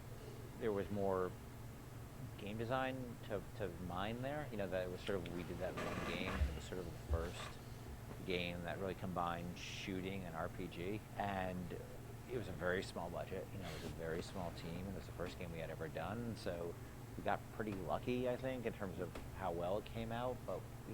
But the odds were sort of stacked against it. And the team, you know, was really enthusiastic about doing a game like that. You know, and time had evolved, and the team was much more. We had done a bunch of games together, and we were, you know, we had a stable technology base, and we were like, okay, well, which System Shock 2 was not. I mean, that engine, no game had ever shipped on that engine. It was a very crude piece of technology. Most of us had never shipped a game at the time. So, like, well, what if we had a stable technology base, and we had a team that was more experienced and more seasoned, and we had, you know, an actual, like, art director, and, you know, which we didn't really have on System Shock 2. You know, what could we do? And so I think there was a lot of enthusiasm in the team to really try to do a more mature version of that kind of game.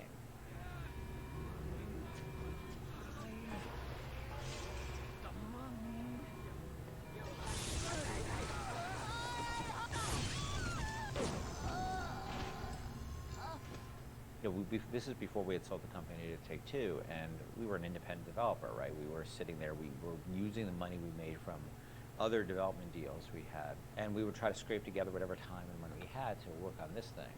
It was not actually something I was particularly keen on doing. The team was much more keen on doing a sort of a System Shock-ish game than I was, because That's your pitching, right? Like System Shock 3 at one point, right? well, I mean, there was an actual System Shock Right. 3 that we were pitching Okay. back in the day when we were right after System Shock 2, but that never happened. Right. We couldn't get anybody interested, because System Shock 2 sold like 5 copies, right? And so, as the business guy, the guy who had to not only just sort of write the content, but the guy who had to go out and get the deals and pay everybody, I wasn't particularly excited about doing this, because it was very disappointing when we did System Shock 2 and nobody bought it. You know, it got great reviews, it got these insane reviews, but it left us in a place where it didn't really move the needle for us in terms of making payroll. So I wasn't super excited about it, because I didn't see I didn't see a publisher be interested in it, and I didn't see the audience actually be particularly interested in this kind of game. And it was really the team who convinced me to System Shock 2? invest in this. I don't know what Their enthusiasm. either of those A lot games of are them like. Came to the studio because of System Shock 2, and so finally they sort of battered me down. And it's good they did, because I was not the first fan of doing this. And I know initially there was something called the Serene Dawn. That was a spaceship, or what was that? No, that was It's the name of a cult, right? Cult, Yeah, Oh, yeah. sorry. Okay. Yeah.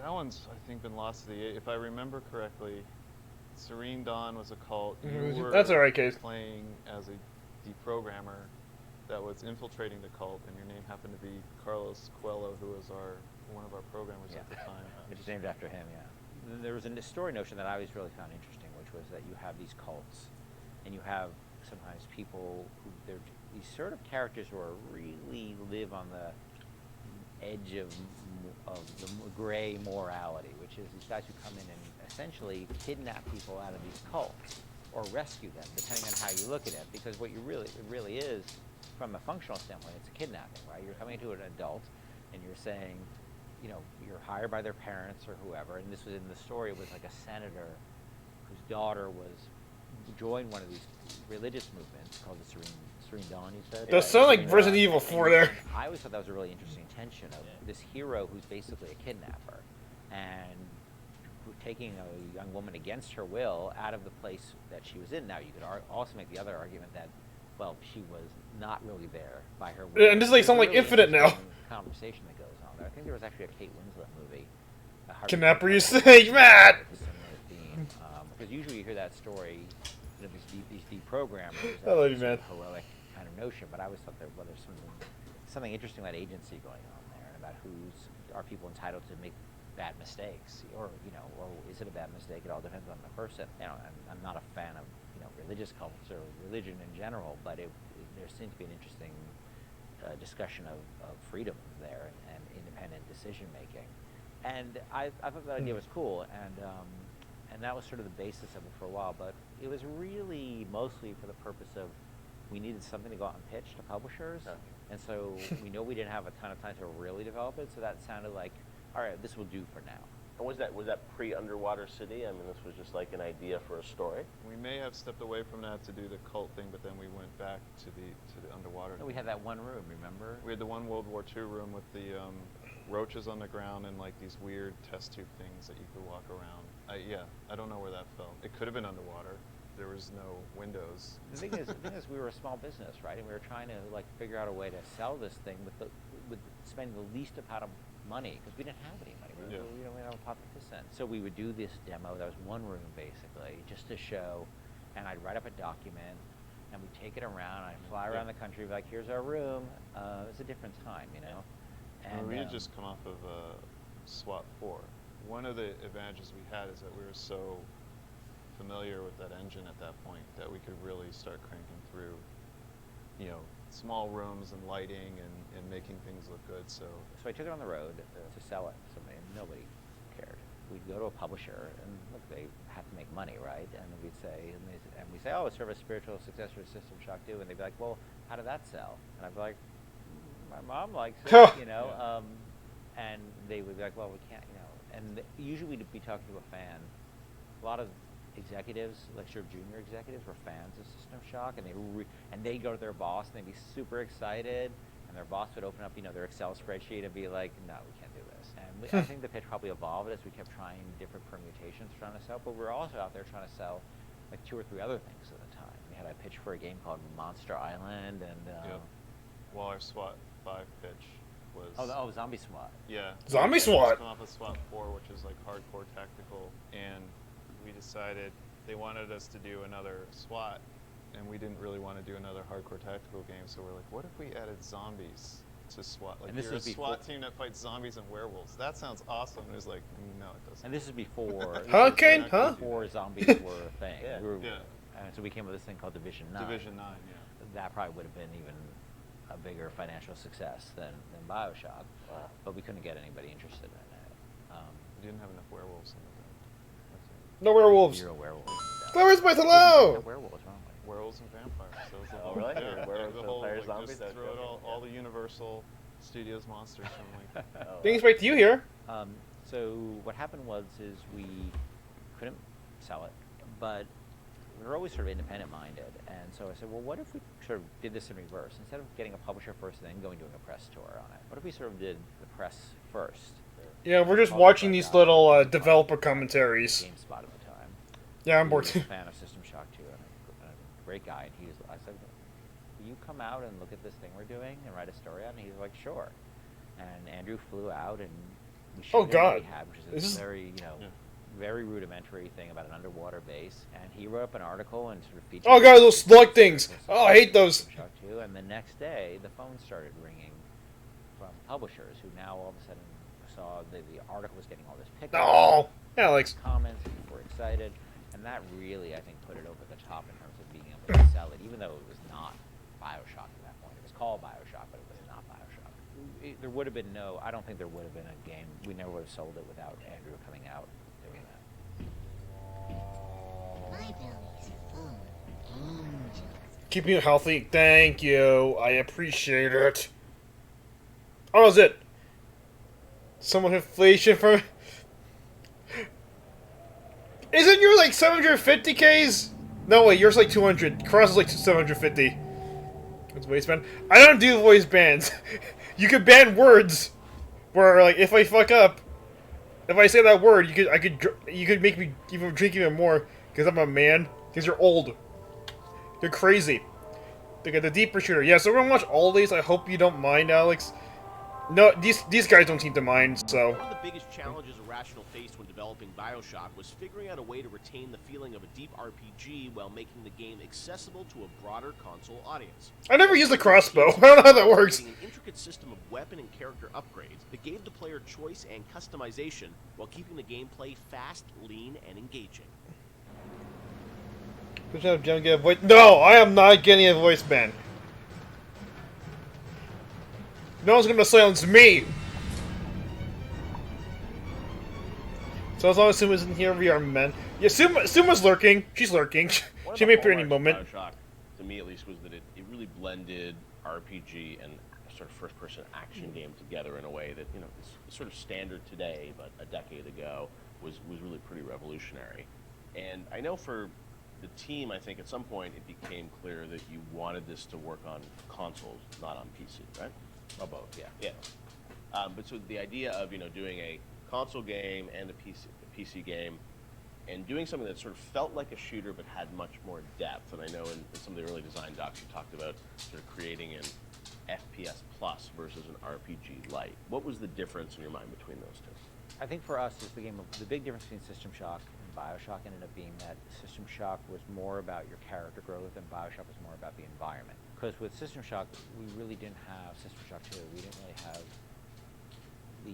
either our team to make enough assets or the visual. Yeah, I think we power should, to yeah, sort of make she it. thinks she's not a sub, but she's so And then as subby. we started working on Bioshock, the art team was so strong that the ability to tell a story within the environment. Get a grip on her, and then she'll fold. That was sort of not something we thought right at the beginning. That was not really a concept we had. But as we started building things, we could realize. I talked about that Keith the later, visual screw you. World was the star of this thing. The rapture. Yeah, sub was the star exactly. of this thing. And telling the story outside of cutscenes, telling it in the world, so the gamer could discover the story rather than us telling him the story, telling him or her the story. And it was still very much for the time. I think for the time, quite different than what you had seen in terms of there wasn't a lot of growth in shooters. So Right. it was still, I think, for the time, very, very real. Yeah, you can't answer right too. Like, But I we're all think wonderful System people. Shock 2 was even more ahead of its time in terms Thank you. of that growth thing, because we defocused a little bit. Primarily, part of it was just figuring out how to do that all on a console controller was very tricky.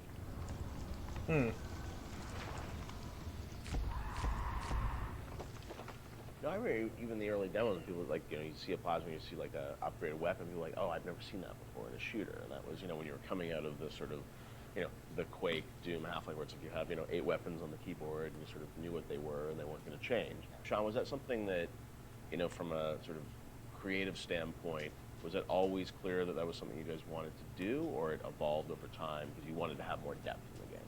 I mean, it certainly evolved over time, and each upgrade path was slightly had its own unique challenges. Like certainly upgrading the weapons, you had to design a base weapon that didn't feel like crap. Still felt like something that you wanted to use, but then the ability to add the upgrades to that, and each of the upgrades could come in any order, so you have to be aware that this, parts A, B, and C Yes, can Misuma. come in at any different time to upgrade the weapon. In a first-person shooter, that's your star. That's the thing that you're seeing all the time. When it comes to other things, plasmids, things that are, Tonics. tonics, yes, sorry. It's been a while. Come on, Sean. I know, it's 10 years. Those things were more offloaded to machines that you would then have to interact with, so you're not carrying the inventory around with you. But each of these decisions on how we're going to upgrade the player, it wasn't like a mouse and keyboard. Okay, we can just use the mouse, and you have all these buttons at your disposal. You could arbitrarily point at a part of the screen really Yeah. easily, which you could do in System Shock too. Yeah, so we certainly learned trial by fire when we were trying to adapt these things to the console at the time. Yeah, and like having different ammo types and stuff like that. Like we went through numerous iterations of the interface to make it. Like we had the first times when we sort of put the interface into play, it was very obtuse and very tricky to get your head around. That, like, and we just UI looks so, like, working on it and working on like it. Metal Gear-esque, Because you like want the it to be portable, like the the PSP future, and Metal Gears. That was, we spent a lot of time on that.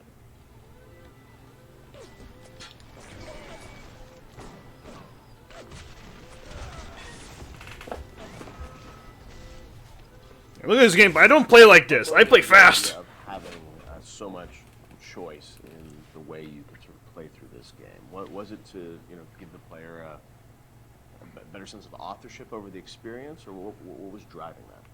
I've always liked the idea of giving the player a lot of agency in terms of their play style and experimenting with the play style and trying different things and seeing what worked and didn't work. See ya, guys. Thanks for being here, man. Environment. The notion that it's sort of a playground that you get to play around with and imprint your own desire on was great, because I think we were more skeptical about being able to do that with story at the time. In fact, so much to the point where that became almost like a joke. That becomes the meta joke of the game, of how little agency you have in your story. But agency in terms of how you play the experience and how you load out your weapons and how you interact with the environment, as compared to most shooters at the time, where basically like you can shoot them with a shotgun or shoot them with the pistol. That was really important to us. So we spent a lot of time trying to make the game, the world, react in a way that you would expect and hope it to react when you tried something. And some of those system or decisions we made about systems fed back into the narrative, like locking Adam behind Big Daddy and the little sister. Like you can't get Adam unless you deal with the Big Daddy, which then becomes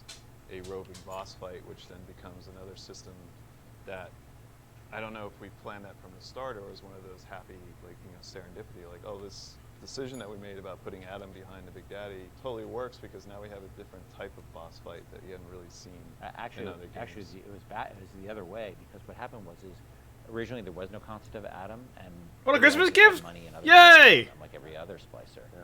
And they were so tough, nobody would ever fight them, because why on earth would you go after that guy? Right, go off a bunch of small slicers and get the same amount. Yeah. So we had to come up with a currency that was exclusive to them. Yeah.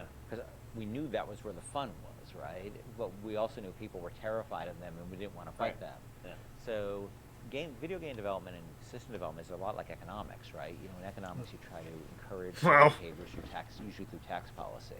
You want business growth, so you lower taxes on certain segments of the business economy, or you want to encourage people to move into this area, so you make incentives to move in here. We had to make an incentive for players to fight the Big Daddy, and Adam became that incentive. And then once you had this Adam, then you had a new piece of narrative, which they could then incorporate back into Sea the of Gods versus Sea of Evil, Kirby style. Of goodness, I mean. Stay away from her, or it is you who will be shot next. Easy now, Doctor. He's just looking for a wee bit of Adam. Just enough to get by. I'll not have him hurt my little ones. Talk a bit about the plasmids and the vending machines and that sort of whole approach to, I guess, what is kind of a tech tree, but and coming from PC games, used to strategy games and whatnot, with very complicated ways of how you would upgrade things. I thought you guys did you had a really interesting approach to how you made it very accessible to a console audience. How did that evolve? Did you know the vending machines were going to be there from the get-go? We had vending machines in System Shock 2, so we were sort of lifting that, and I always thought that was a fun notion because it's a affordance that people already understand. They see a vending machine, they know immediately, oh, that's where I buy stuff, right? Yeah. And you also then have to have a shopkeeper. When we talked about wanting to make things, put limitations on ourselves so things felt fully believable, Yeah. we had a shopkeeper sitting there. You can't shoot him. He sits there. He doesn't say anything. Hey, Masumo, And what's all up of a now? sudden he feels fake. Where a vending machine, the Circus of Values machine, can feel 100% authentic. You know, despite the fact that it's selling like ammo and stuff like that. You know, which is. But in an objectivist society where you don't have rules and regulations Right. on You that have type of that. thing, Wow. it feeds back. Remember when you were eating milk and But you cookies? don't Yeah, remember made me the cry. thing Aw, having you still remember that? characters who sort of don't really live and breathe in the world. So the vending machines became an important part of that. But we still want to give them character. Yeah, those and- those are my dogs. and You're very so correct, Kane. That clown image came from a piece of. That image is actually from like a fruit container. On the picture, aw. 40s. Okay. You just And look at so we had a that. book My of dogs know images, silence. and I saw that image and like, let's put that clown on it. And we'll call it Circus of Values. And then Circle of lines value. for it. Decided he'd be this sort of asshole clown, and then we hired the best actor in the world to play that part. That's me. What I cost my biggest advantage is I didn't cost anything. I didn't know you were really. I was your a clown. voice. Yeah. No, it's a clown. I hear it in my head every night. My wife hates that voice. She hates that voice. You can give us a little of it right here. Welcome to the Circus of Values. She does not allow me to do that, so Oh, I okay. do it outside of the house. Okay. But it allowed us. It's not even required. It's not even required. I just want to watch it. I have nothing to do. Feel your cravings at the Circus of Values. And also, you know, the plasmids and sort of the motif of sort of the videos and how you explain sort of what a plasmid was. That was a really fun way. I worked to get these. I might as well watch them. Sean, how did you guys evolve that? It was a very Again, artistic approach. I think those came on pretty late too because we were developing all these systems and you make the assumptions because you're dealing with them every day that the player who gets this game is going to understand what these systems are. And we always joke that you can't ship I do not development talk in capitals. You speak madness. to Like have a always. file for all these things. Nobody's Good understanding. gem. these Thank you, questions Kane. about how to use I appreciate them. it, How do brother. we present these to the audience in such a way that they're going to understand what it is fictionally and what it is functionally. It was Rob Waters did a lot of the animations on those, and we sit down and we write out like a little 30-second commercial of what this thing is. And again, because going back to the narrative, this is what would happen in Rapture. People are trying to sell these things, so they would come up with commercials to explain why you need this. Using that as your framework, you can then come up with all of these little gags that people will remember that have a little personality. Just to little them. gags. I think ultimately in the end weren't that expensive No, to and create because they're cheap. I think that one of the most important things about it is we didn't. Can you want imagine to being a be long, pretentious we game didn't designer? want You can to make one of the have kids watching this? That'd be crazy. in Yeah. them essentially. But So we had it's to not figure achievement. out This how is to all message completely how this optional, thing so works I just do it. Including the museum, I did that too. And that's what marketing is, right? It's how do you message how something works, and marketing and tutorializing are very similar things, right? You're trying to get a message across in a very brief I period of would. time, in a very snappy fashion. And you I heard think it that too. One of the things that I always felt about games is that tutorials are sort of death, and Tutorials are because sort of they're death. usually like you go into a scene and there's like a shooting range or something like that, and you Narratively, they never really make sense either. Oh! We always try to put a big I focus knew it. of how do we train people while not letting them know they're being trained, and brevity is really important to that. So we had a bunch of art constraints in that. Man, she's screaming even though she's just watching me stream. Just watch. Really Never change, short, Masuma. We love you. we had to explain a whole plasmid in that period of time, and I think that was a good exercise because it also made the game. It forced us to be concise and to really explain what this thing was like that. Throw objects at foes. You can even catch grenades and throw them back. Gem box. How about the Sue box? You need to be put in the box after laughing that hard.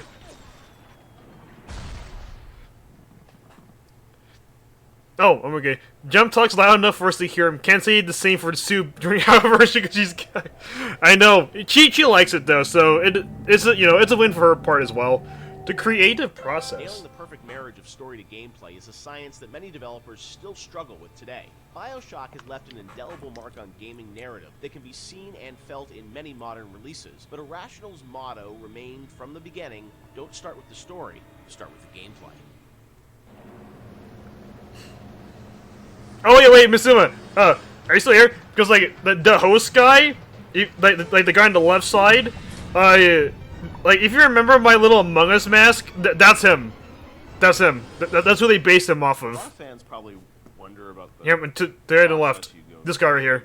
writing the story and the design for a game like Bioshock. You've talked about how it evolved over time and what eventually shifts as Do you see it? your initial vision. Do you guys write like a Same as you, Ken. You were there too. document for the game, and that becomes sort of the Bible that everyone drives towards, or do you iterate much more? It's different for every game. Like System Shock 2, I went back to it recently. I wrote a design document, and like we started that project in September, and the design document I saw was dated like October or something. So like in a month, like I wrote the design document, and it didn't change. A lot of it, got expanded upon, but the basic design really didn't change on that. Where on Bioshock, I think it evolved in real time much more. Like we had a pretty substantial design shift, like a year before the ship date. For Bioshock? Bioshock, yeah. It got to be much more about the experience of being in Rapture than about being in your character sheet. And so the game evolved more towards that experiential kind of thing and making sure every idea was expressed in the world as well as just on your character sheet. So before you'd have a lot of things like, I'm doing fire damage or electrical damage, but that was sort of a number flying off ahead versus, the whole notion of like, there's barrels and you light them on fire and then you can pick them up and throw them. But you'd have stats coming off characters and all that stuff? Much more so. Oh, really? And that evolved, sort of, we did a design shift, but I don't know how well that got documented. I think we were moving so fast that we were just sort of changing things, laying down the tracks as we went right ahead of us. And same with the screenplay, the screenplay there is no screenplay. It's a bunch of, probably Excel files and fragments of Word documents that I'd write and I'd go to recording sessions and I'd rewrite on the fly once I hear the actor perform, because once the actor takes on it, you listen to their voice and you say, what you wrote doesn't really matter. Like, what is the right thing for this actor playing this role to be saying? So I tend to do a lot of rewriting in the session, and then like you have a bug late at night where somebody says, oh, this doesn't make any sense, and you're like, oh God, and you have to write a new audio log and try to get the actor back in, or you figure out what's the best way to get this idea across. And is it an audio log? Is it a poster on the wall? Is it a piece of text that pops up on the screen? And that's always dependent on how much time you have and what actor availability is. So, the plans sort of fall apart. I think we've worked on that a bunch since. On the new project we're working on, where we are trying to document things a lot better and keep things a lot more logical. But the train was running so fast on Bioshock that we just. Early on, we got the Andrew Ryan scene, like we'd said before, and that was kind of like the keystone. Oh my God, Cage just came in. So this can't change. Everything that happens before or after that don't really involve. I won't deny that. Yeah. Working together to make a scene. It wasn't me, Mr. It was Case. Why? Represent a story. If you need to add lines or take away lines, that's very doable. And I think for a while we even had like text to speech. We even did that I remember for Infinite with Booker and Elizabeth and all their dialogue, and that really didn't work. Booker and Elizabeth? Because you'd have these dramatic scenes, and it'd be like, Elizabeth, we need to go to Comstock, and it just, it almost had no value as far as I was concerned. I did drink! You don't need to hear it! You only need to do is I drink! It doesn't matter! It doesn't matter!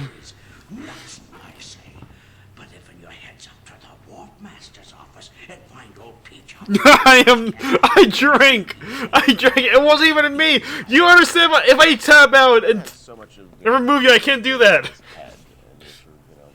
You can keep it all straight, or try to, with all the different things and changes. But from the team perspective, Sean, because this is evolving and Ken's thinking how does the team sort of keep up with I'm your love, am I?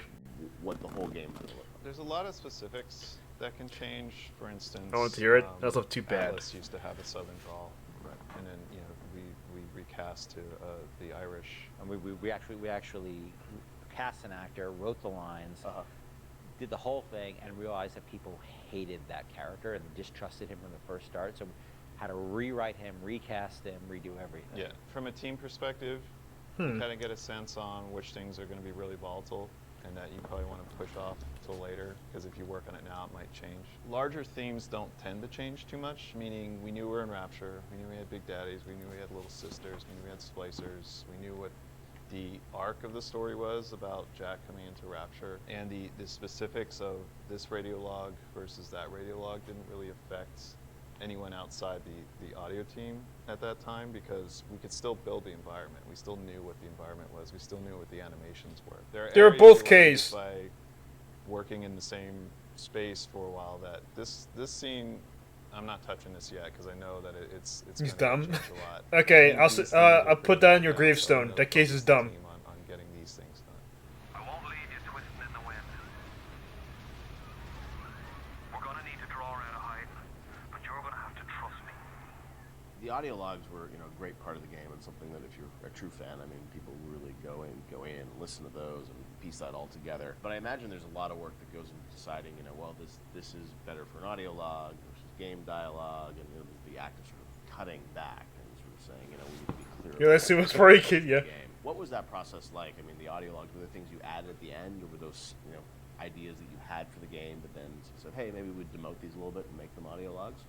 As Sean was saying, there's sort of a hierarchy of expense that you have to face, and so any ideas you have to get across, especially as you start playing the game, you realize, well, this doesn't make sense, that doesn't make sense. You have to figure out how you can introduce that idea. And generally, as the train is moving, you try to think of cheaper and cheaper ways to get those ideas across. It's less important, it goes to an audio log. If it's less important, it goes to a poster on the wall. Well, there's also characters. They're talking about the audio logs. That aren't. Atlas. It's talking about dialogue. Big ones. Don't You speak. can bring in somebody to do a short. You're just not good listening, Miss character Suma. that some players may not even find. You speak Memo all the time. Yeah, she speaks Memo all the time. And it also, usually characters, each character generally Man, poor Suma. about a certain idea, and we don't just sort of come up with characters, we have an idea problem that we need to solve, and so let's introduce a character who's this guy, and he will be the guy who sort of shepherds you through that idea. Yes, make her cry. I love seeing her cry. I love seeing her suffer. Run a business here. You want to spend time with my honeybees? Well, I'm gonna have to start charging you for the pleasure. If I come out one more time and find you lolling out there amongst my hives, I'm grabbing my shotgun. Don't be mad at me. You say that the same to me. Question? Yes. My days in beekeeping school are a blur. But I do seem to remember something about that enzyme you keep blabbing on about. So as you're going through the game and writing things, rewriting things, were there things with the original Bioshock that you've always been surprised that more people pick up on, or was there something that a connection to a character you thought was really going to resonate with people, which didn't, anything like that? No, it's the opposite. Huh. I was amazed. I don't know how you felt, but I was amazed how many people connected to the Would You Kindly stuff. Because I think it was a real. Yes, wrote that a speech. joke is also called a gag, Like, oh my Misuma. God, Thank this you is for knowing that. really this or that. I don't think I really had any sense that people were going to connect to it. I think we ended up sort of over time finding more ways to support the notion throughout the game. Gag, gag. And I don't think I really, until I heard Pat put together the revelation moment, where it's where you had all the bits that Atlas had said to you in the past building up, and then there was a visual that went along with that. That's when I realized it was going to be a really powerful moment. But even so, I still was. Did I think people were really going to connect to it or really even understand it? Because it's pretty. Guys, you mad at me? This meta commentary too. I think that completely. I think I thought oh, it's kind of meta, cool, but people connected to it in a much bigger way. Yeah, the choice stage and everything, and also just being able to kind of roll back and think of all those other moments throughout the game, and it's a great revelation like that. It's few and far between in games where you sort of then you want to play it again. You're oh wow, really, that does all make sense, right? Yeah, I think as a team, we were definitely proud of what we had done. But up till that point, SWAT 4 was the biggest game that we worked on, and we had no expectation that anybody would pick this up. Or even Bioshock cosplay. I remember the first cosplay I saw with the guy in the Big Daddy suit, and his little daughter was in the kitchen cabinet. I think that was the first one I saw. I was like, what? Whoa, people know this stuff? That's insane. Yeah, people were building these outfits, and that only expanded with Infinite. I mean, that sort of went crazy with Infinite. People cosplaying Elizabeth and Luteces and Booker. No, I want to see Suma cosplay Elizabeth. I don't think that's something we ever saw coming. See Elizabeth. We're deeply grateful for it because it's one thing to make a game and get reviews and stuff like that. It's another thing to have things that people are having their weddings themed around it and their tattoos and naming their children after characters. You can't plan for that. And I think the only way that could happen is if you just make something that's something that you're deeply in love with and passionate about. I can say we were. It was something there was a lot of passion on the team about. But we didn't know people were going to take away what they did. Hi, Zo. Would you kindly? I'm not gonna a dead person. I want you to cosplay Elizabeth Misuma, especially the one that Nox made.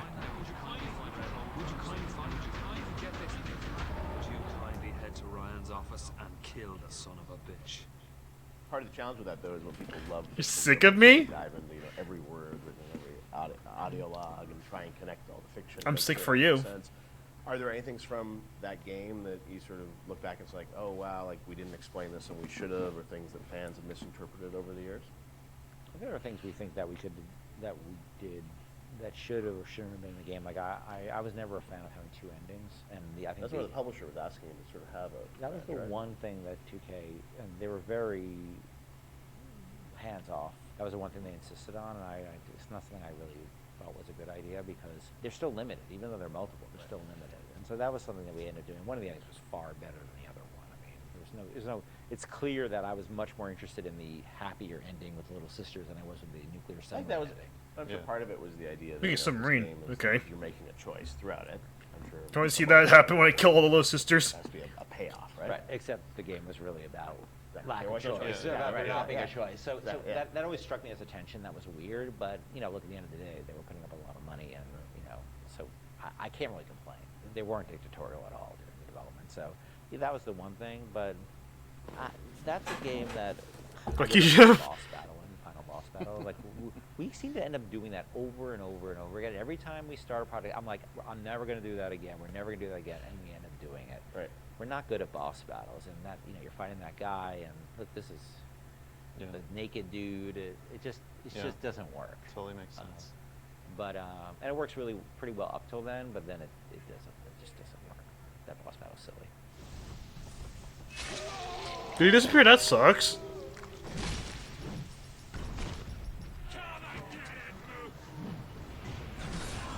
Man, come on to fight against this guy at the very end.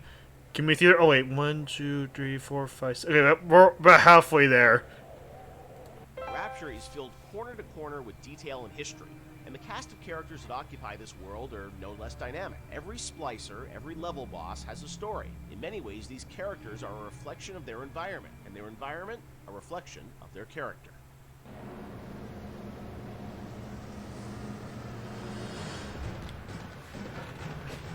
That's okay though. Like, we all wish you a happy birthday either way. So, you know we said it though. So that's what matters the most. Let's talk about some of the characters in Bioshock. There's so many that fans love, and there are many Wikia pages about them. One thing that I think a lot of fans may not realize is you were telling stories with these characters, a decade ago. And technology today, as we saw in a game like Infinite, you can do amazing things with facial expressions and storytelling. Conveying that emotion that you did 10 years ago with limited technology was challenging. How hard was it back in the day to sort of, Was this like convey 2017, story mate? in engine? We had such a small team that we had to show Tenenbaum or Atlas. They were just splicer models, right? Yeah. Oh, really? Tenenbaum was Ladysmith, which is there's a reason that she's in shadow behind glass, and it's not to be dramatic. It's because we couldn't afford to build another. Really? Yeah. So just something as simple as that, like you couldn't afford to build a model. We didn't have the We didn't have the, Oh, sorry, the second video. There's the what, budget maybe or 8 the or 9 time to build character a new models. character. You're triple with it. Yeah. Wow. So we're Go for that like, second video, Misuma. You can do it. silhouette behind a light, and people think it's noir. And so much of it was driven by the voice performance, I feel like, too. Yes. Because, it all had it was like a radio play in many ways still. Yeah, we had some really good actors, and I was able to spend a lot of time with them. And the fact that I could write the stuff, direct it, and then rewrite in the room, and the fact that we had actors who were, for whatever reason, I wasn't even in the same room as them. I was The voice performance. Oh fuck yeah, you're here for it. New York or LA or something. I don't think I met any of them. Really? None of the actors in Bioshock you ever met in person when you were making the game? Maybe since, but at Wow. the time I hadn't met a single one of them. That's Except fascinating. maybe a couple people like, I played the Circus of Values thing. Nate Wells played the Jack on the plane. A couple of people in the studio. 117? Theater, Is she? Oh my god, Sima, you can do it. Post this video tomorrow. We're gonna push it tomorrow, I will Misuma. say We're all gonna push it. Doing animation on You're getting that 10K. You can hide bad animation behind really good audio, and it makes the animation look better. We didn't have a tech animator. It was me. I'd never rigged characters. Alright, this before. guy. I hate that Now guy. I'm rigging characters, trying to figure out how to get all these characters out Right, attached to the animation team. So we're very limited when it came to animation tools. Since apologize to my animators. No, but you did the big. I mean, for your first game that you rigged the Big Daddy, which is it's not an easy character to rig. It was we figured it out, but the tools that we had on Infinite were not the tools that we had on Bioshock. So we figured out what we could do. Hello. What we could do well, and tried to hide, kind of put into the darkness the things that we knew. Okay, Hope. Okay, everyone that's here. Okay, when Suma uploads a video, when Suma's video comes out at 11 a.m., we're gonna boost the shit out of it, guys. We're gonna promote it everywhere. We're getting our 10K.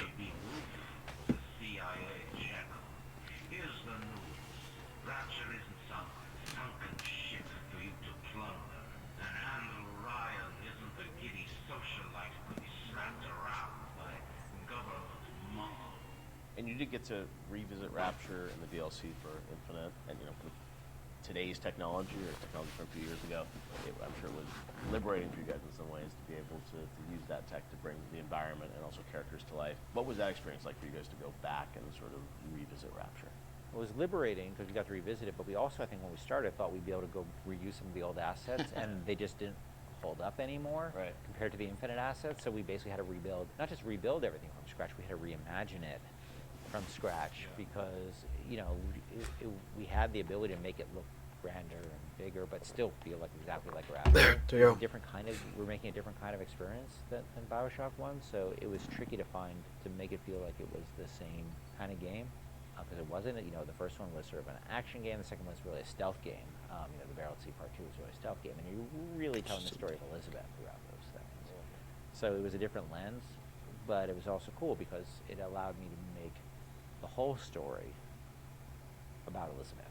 To have her be central to the franchise from the very beginning, and she was always, she became the heart of it to me, and to have her, it was really exciting for me to make her, her heroism be something that set the events of Bioshock into motion, which eventually, saves all the little. Sue Elizabeth right there.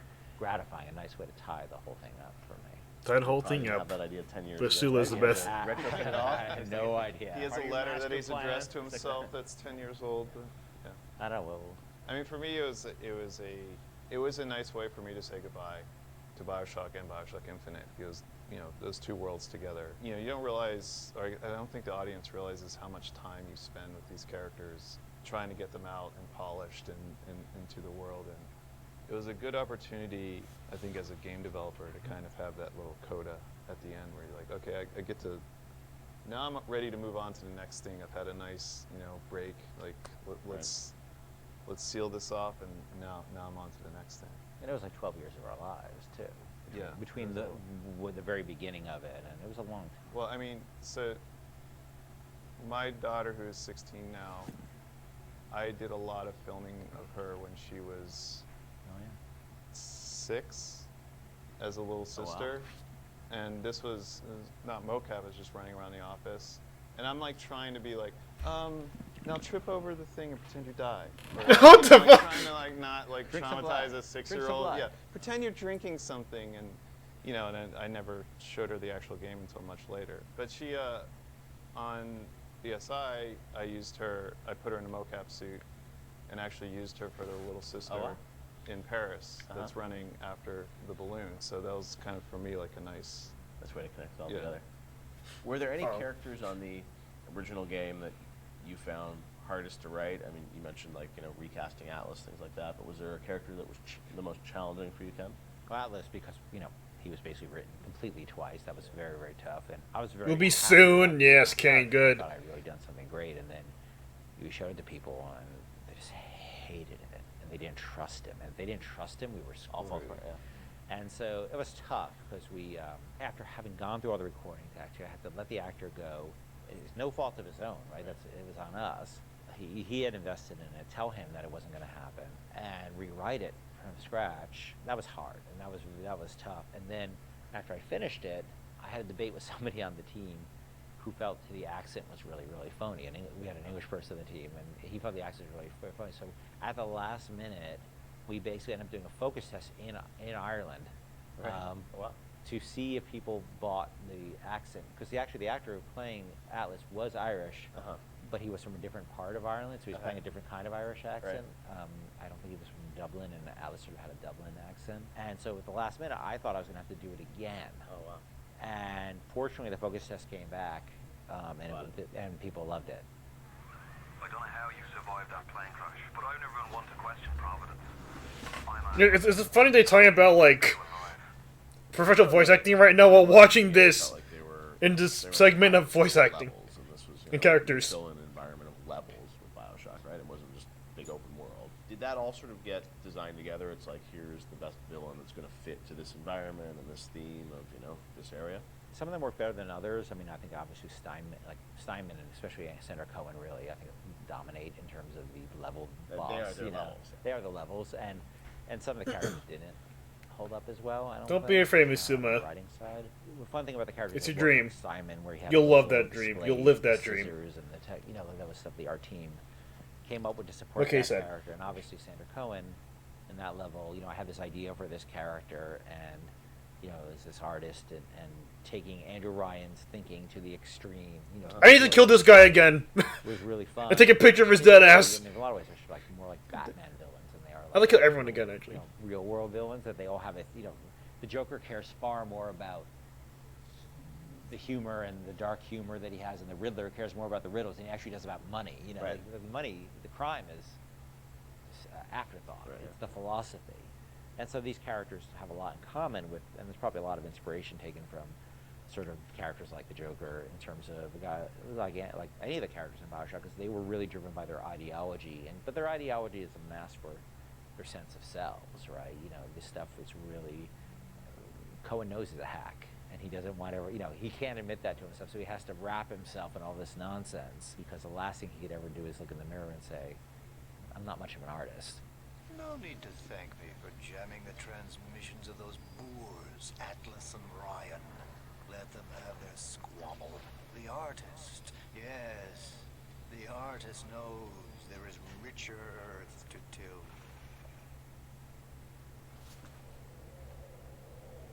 Yep, the artist knows, which is whatever the fuck he From said. the moment you boot up Bioshock, you can feel the story grab hold of you. A plane crashes at sea. A mysterious lighthouse. A sprawling city. Oh, thank you, in the Matt. ocean. Hooking the player from the first touch without overwhelming him with convoluted RPG mechanics was key to the success of the game and the skillful ramping up of Bioshock's legendary gameplay. Oh.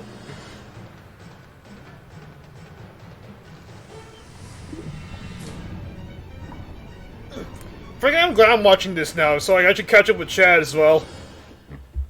Bioshock has an amazing opening sequence. Well, thank you, I can't Misuma, for bringing us imagine all together. With plane and sort of the crash, but I understand that didn't come online until like the very end of development. Sean, is that true? We had a couple of really depressing playtests. Depressing. We had built all these systems. We thought we were doing a good job of giving basically people a playground to play with and things to do. And when we had a playtest, we didn't realize how bad of a job we were doing in exposing those systems to the player, because we were so in these systems and in our own heads, we had no idea that we just weren't facing them towards the player at all. So after that playtest, we took a long, cold look at what we were doing and realized that we had to we were confident enough in the systems that they were going to be fun and meaningful to the player, but we really had to think about how we're going to introduce these systems to the player, and in such a way that they understand why the systems were there. You can't ship a README file with the game and expect people to read it. It has to be part of the experience. So the challenge is, how do you introduce people to these systems, but do it in such a way that it fits within the narrative? So we had to integrate all of these things into the story cleanly, so that the player felt like it was one smooth experience. And I think the zap 'em and whack 'em thing was one of those. And the 1-2 punch. Yeah, the 1-2 punch that came out of that. The plane sequence at the beginning, I heard a story that a programmer put that together in a day or two, and it was a very last minute thing, right? It was, so we had done a focus test, and we had it was one of the most depressing experiences of my life, because we were very close to being finished, and it was basically giving people what essentially became the demo, and people played it, and they and it was in Boston, and we were sort of behind these glass windows, all these sort of Boston guys, like, this is a wicked piece of shit. You know, they hated it, and they were making fun of it, and they were saying, it's like watching some guys from Guys and Dolls getting, beating each other up, and it's the stupidest thing they've ever seen. And we thought we were in pretty good shape at that point. And I remember the focus test guy was like sort of like a doctor giving me the bad news. You know, sorry, Ken, you better get your affairs in order. Right. And we all came into work the next day, and we were like, what are we going to do? And we were all pretty depressed. But I think we started talking. And as we talked, we started thinking about, what are they saying to us? What are these people saying to us? What we think there's something there. Well, how are they missing it? And we decided that there was, maybe they didn't understand who they were, who their role in the, as a character, who their role in the world was, because the game at that point started with you in the ocean, floating in the ocean after the plane crash. And the crash still was in the fiction, it just wasn't shown. You just didn't see it, so you didn't have the voiceover saying, my parents always said I was going to do great things or whatever that. They didn't show the plane crash. We didn't establish a time period. Because the plane is critical to establishing. You're smoking a cigarette. It's very 1960s looking. All that stuff was established. It wasn't established. So we decided we had no time, no money, and so we sort of came up with a script. I wrote some lines, a line, I think. Nate, one of our Your voice artists, is unique and recorded commands the attention. line. He wrote, plays so Steven, wonderfully, making Sean, streams over the those watch. guys Thank you, worked Kane. on Building this very simple sequence. Which is the, You're such a nice guy, man. Relatively simple sequence, and then the plane crash actually happens over the Bioshock logo we already had, but we wrote a radio play behind that with altitude of the crash, and that I think set the emotional, and the people screaming in terror on the plane crash, that set the emotional tenor much better and explained who the player was, and all of a sudden we released. Then I think the next real encounter we had was people playing the demo, public encounter, and all of a sudden it was a very different experience. No, I remember even back in the day, I think we did a thing on TV where we kind of talked about it. It was like that night, and I remember that night, like people on the forums were just like going nuts. And even though the game had a lot of press attention, when people finally got to play it and go through that sequence, I just remember there was this mass sort of excitement around it. And then the game shipped only a few weeks after that, right? A month after that? A week later, a few days later. It's amazing, like now to hear that, like literally like a month before the game came out, like the plane sequence came online or something. I mean, it was that late. Right? Well, we still had to go through certification and all that. So it's like within. It wasn't far. It wasn't far. It was really last minute, and it was one of those things where like you really shouldn't be putting in content that late. But we felt that we were so close to having something good that we just rolled the dice on it, and we worked really hard on it. Like we worked really hard. I remember how much time I spent on just that recorded of altitude. I can still hear the different version of that in my head. There's been so much time on that stuff, and these guys were working on getting the animations right, and the scene was shot in engine, but we decided to pre-render it so that we had to do less QA on it. Right. There was it wasn't going to be some like weird streaming error or crash error. Wow. It was just like we're just going to show the video. And it's interesting because once you start in the ocean, we had this experience of testing a lot with the water effects and how beautiful Steven's water effects were.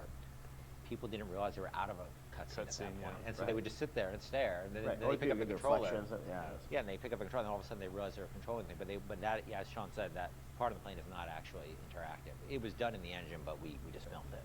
Now, as people were playing through the game and you were testing it, I'm sure there was debate about, when would you introduce these plasmids, or what would the ramp be? Did that change at all, sort of as you got towards the end of development, about like, we're going to give people the gun at this point, or it's like we're going to trigger these plasmids at this point? Like, how did that work? I never played Uncharted, so I don't know. Matt.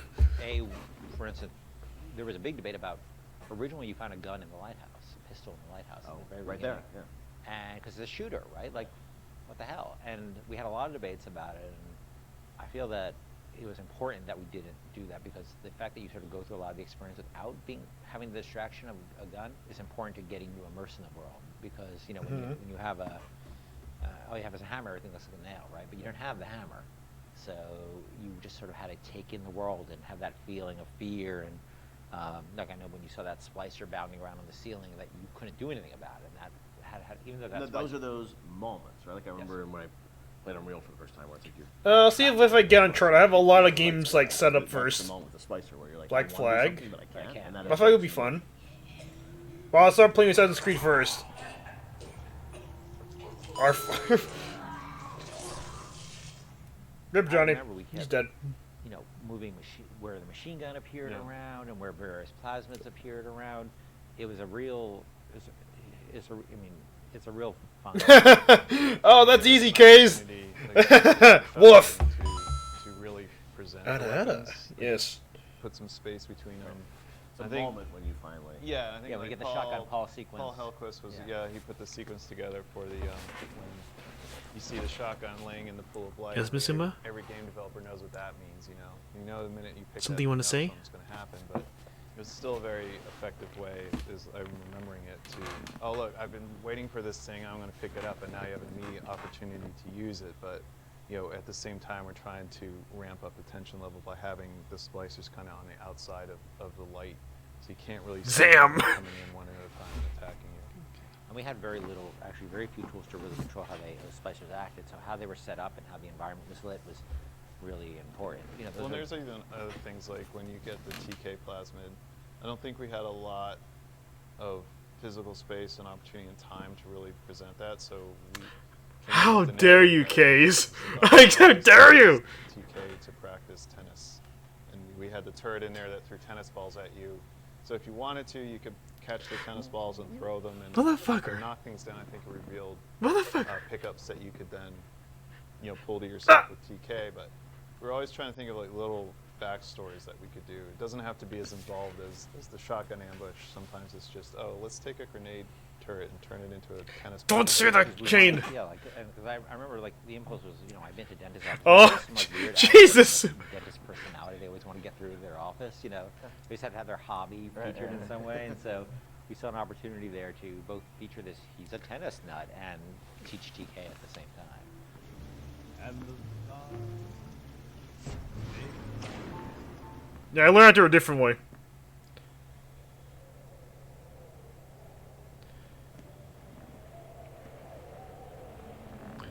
I can say Miss Sue.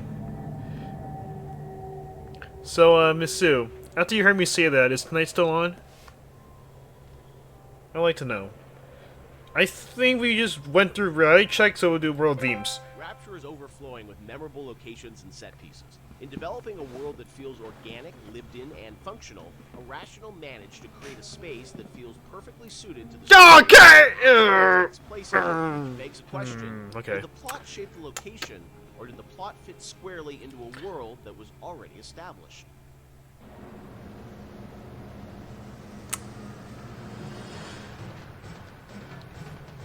Hi, Valentine. How you doing?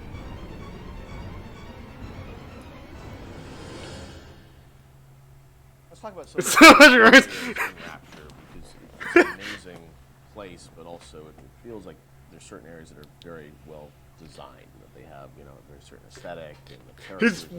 What do you mean? What do you mean, Valentine? What weird voice? That resonates the most with you still to this day?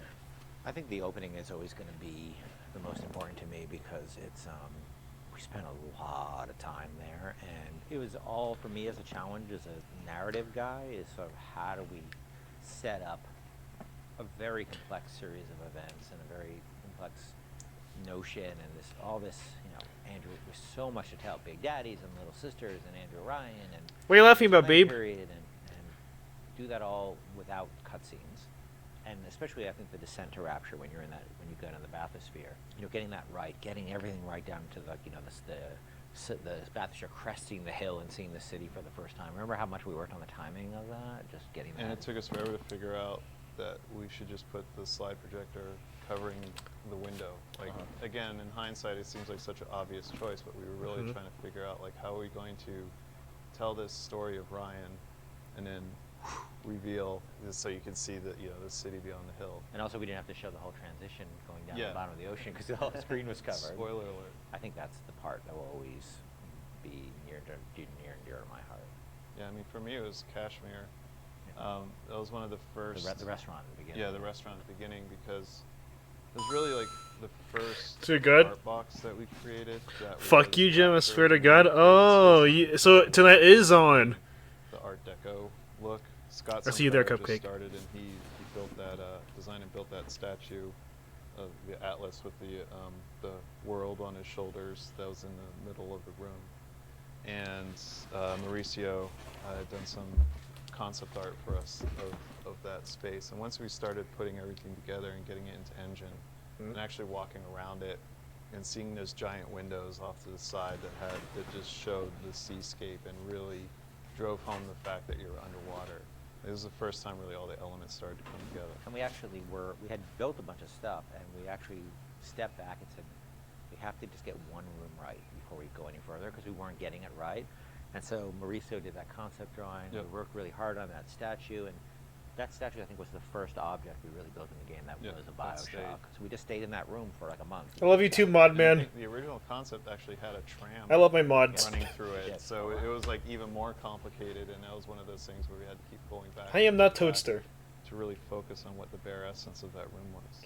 Were there parts of Rapture that you never were able to realize that you sort of still The missing? zoo. Right? The zoo. People We talk had a about zoo Frolic, right? that I was excited about. Not everybody was excited about the zoo, but I don't know why I was excited about the zoo, because it would have been a nightmare. We had another area that was prior to Arcadia that was more of a straight up agriculture, forest type of area. Before we had the bathyspheres, we had a whole... Suster? Oh, that's the perfect name for us.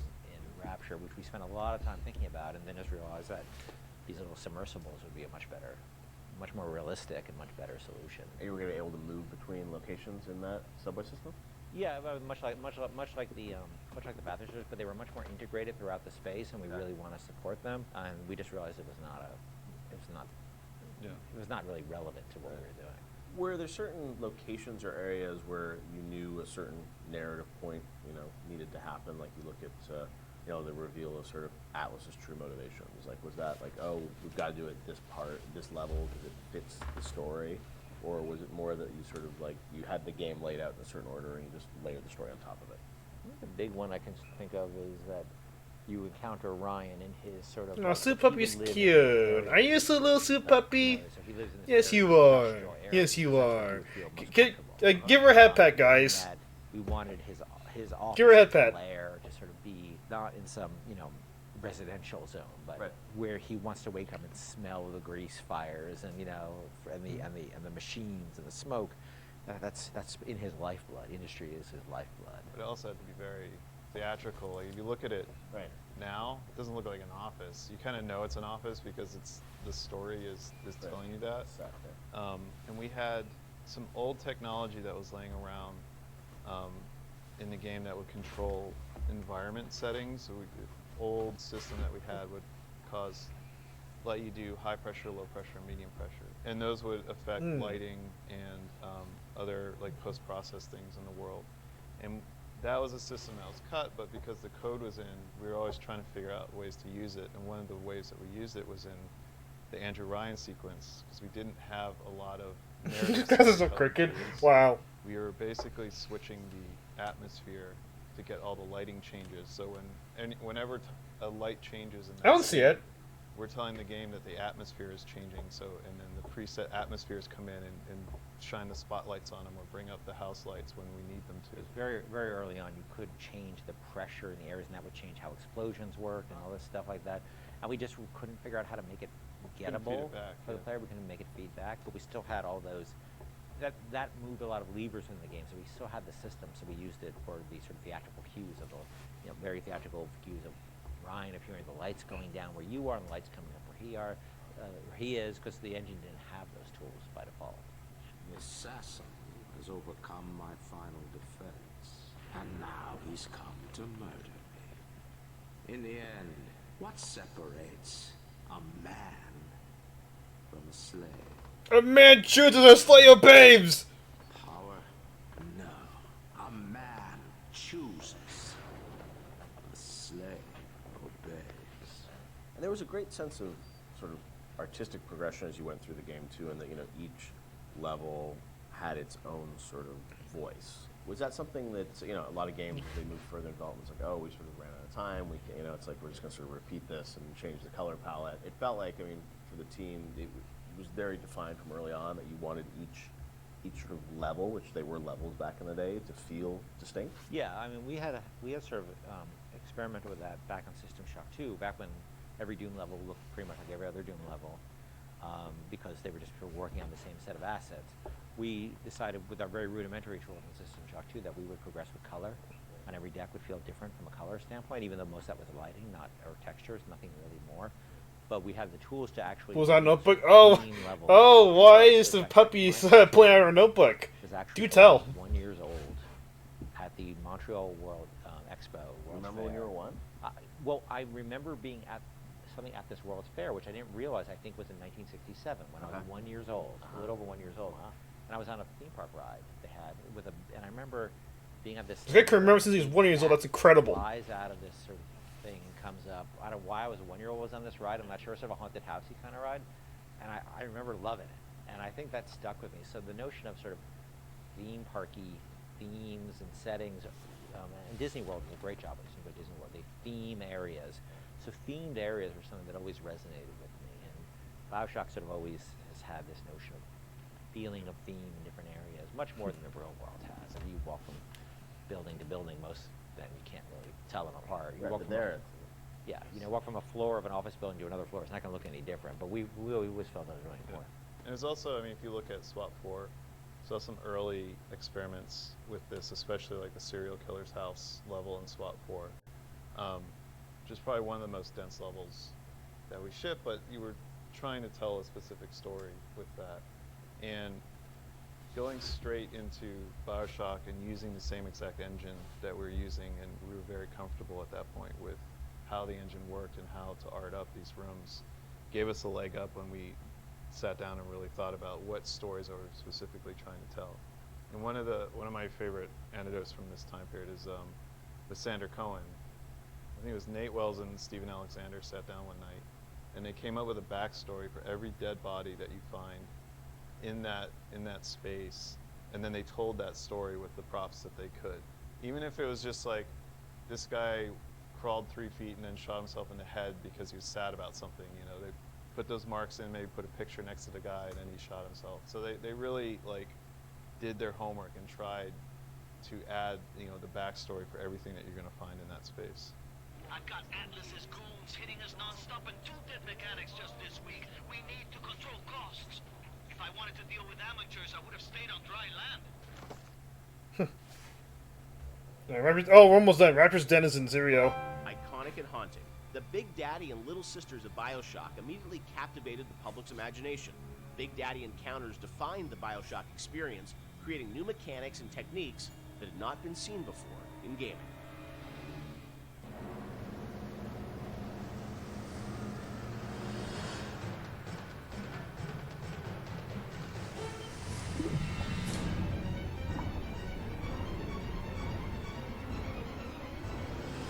I'm gonna call my agent. So Big Daddy, Little Sister, such an iconic moment or series of moments. You have an agent, Mr. I'm fascinated about how that got layered in, because we talked a lot about the setting and the tone. That is still, to me, a mechanic that I remember was very unique about, choosing to engage the Big Daddy and being a fight that is going to be very aggressive and different than a traditional boss fight. I know you had an idea, Ken, of sort of 3 different types of AIs interacting in the same world. Yeah, we were sort of I was trying to think of AIs you hadn't seen before, and this is still pretty early. Like 10 years ago, a lot's changed in 10 years. So AIs were still pretty much enemies who saw you and came after you. Zigzag, shoot. Yep, and then that was really the focus, is how you make them, use AI better at you. So I started thinking about, are there more primal behaviors to think about? And I was watching a nature show one day. It's typical nature shows, and it's like Is Turtle live? Yeah. Jim will do this. Jim will do this. One of those kind of things. And I realized that we don't even need a narrator on those shows. We understand certain behaviors. Jim will raid. Primal, like somebody protecting their young, predator-prey behavior. Those things were you don't need dialogue for that. And AIs at that point, we didn't have the ability to do a lot of sort of, smart AI. Yeah. So I said, what if their behaviors are just very primal, and we can model? Yeah, it's a good idea that Big Daddy doesn't exist. He might just destroy me. How is an AI aggro on you? What are the rules for that? Could they make a aggression display rather than just attack? And can another character appear afraid? And hide behind the skirts of another character. And we started talking about these things, and the Big Daddy became very quickly, the actual form of the Big Daddy became very quickly as sort of this protector creature. The little sister took Oh my God! longer, ironically, even though it's a much simpler notion in a lot of ways. The initial idea came out of sort of watching the grotesque. show and trying to work within our constraints of making, we couldn't make super complex AIs.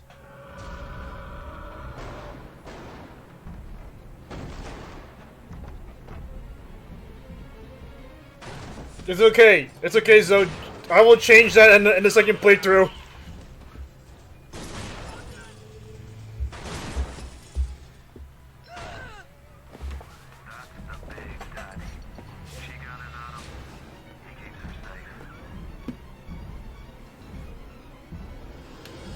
It'll be the villain arc in my second playthrough. This is before the playtest. We weren't really thinking about player facing these things. And we had this entire system set up that completely simulated what would happen, and you'd play through. Yeah, that seems pretty complex to me. He's dead because the system would work perfectly. The Big Daddy You would weren't there to attack see one the of fight. Yeah.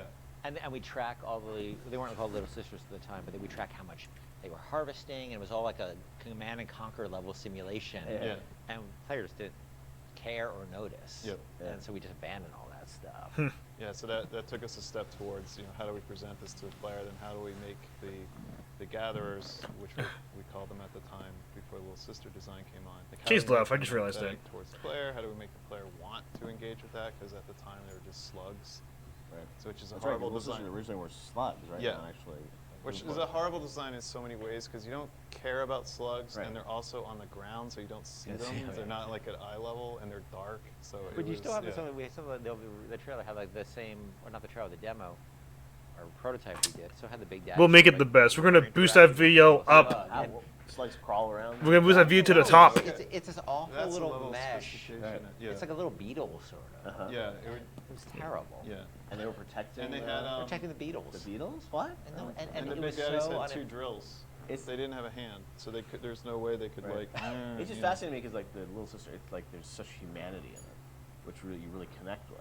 You would, Which seems like you would the think smart that would be thing to go the straight obvious thing. to. Yeah. Yeah. Yeah. We're not. Yeah, it's true, Zoe. Even as like someone like me who's like an avid in like story and stuff, The Big Daddy. it's like pay attention to like details. I always miss a lot of things. So the second playthrough always like I will usually notice in the second playthrough or the third Sort of like, or the after kind of somehow. Opposite of stealth, like when you want to be discovered. Was that always the mechanic with the Big Daddy? Yeah, that was, Yeah. the idea was that they would have very particular rules about engaging with you. There were Like the amount of times I watched like threat level like towards Soup Puppy's them, videos, towards the- like watch the second time and notice like, oh That was wow, set, this and is like as you a lot different than I went through thought. it, I'm sure there were conversations about how difficult it would make these fights and the balancing of that, and even with the game, you don't start off with a Big Daddy fight. It's a little ways into the game until you actually get to that. So that was sure debated. You as well. actually encounter the notion of Big Daddy and Little Sister many times before you actually are freed into an arena where you can actually fight them. You Yeah. see them. Sneaking out, pipes. Yeah. You see them. You see them walking down a hall. You see the first time you see Little Sister, she's harvesting, and then you see the Big Daddy come and protect her. And we realized it was 4 or 5 sequences we had to do to set the stage for these characters. And look, we were hoping they'd be iconic and people would respond to the way they did, because we certainly spent energy on them with the expectation that they'd have an impact that we really just as easily could have turned out that nobody gave or I nobody think cared. the actual very first time, and not a lot of people see it, there's a Little Sister in the vent in Kashmir restaurant. That if you're looking in the right direction at the right time, you'll see her looking at you, and then she'll just disappear. I think I saw that. No, it's Did I see the first time? Is it the mesh? because it was easier. I don't remember. Anyways, but yeah. No! No! No! No!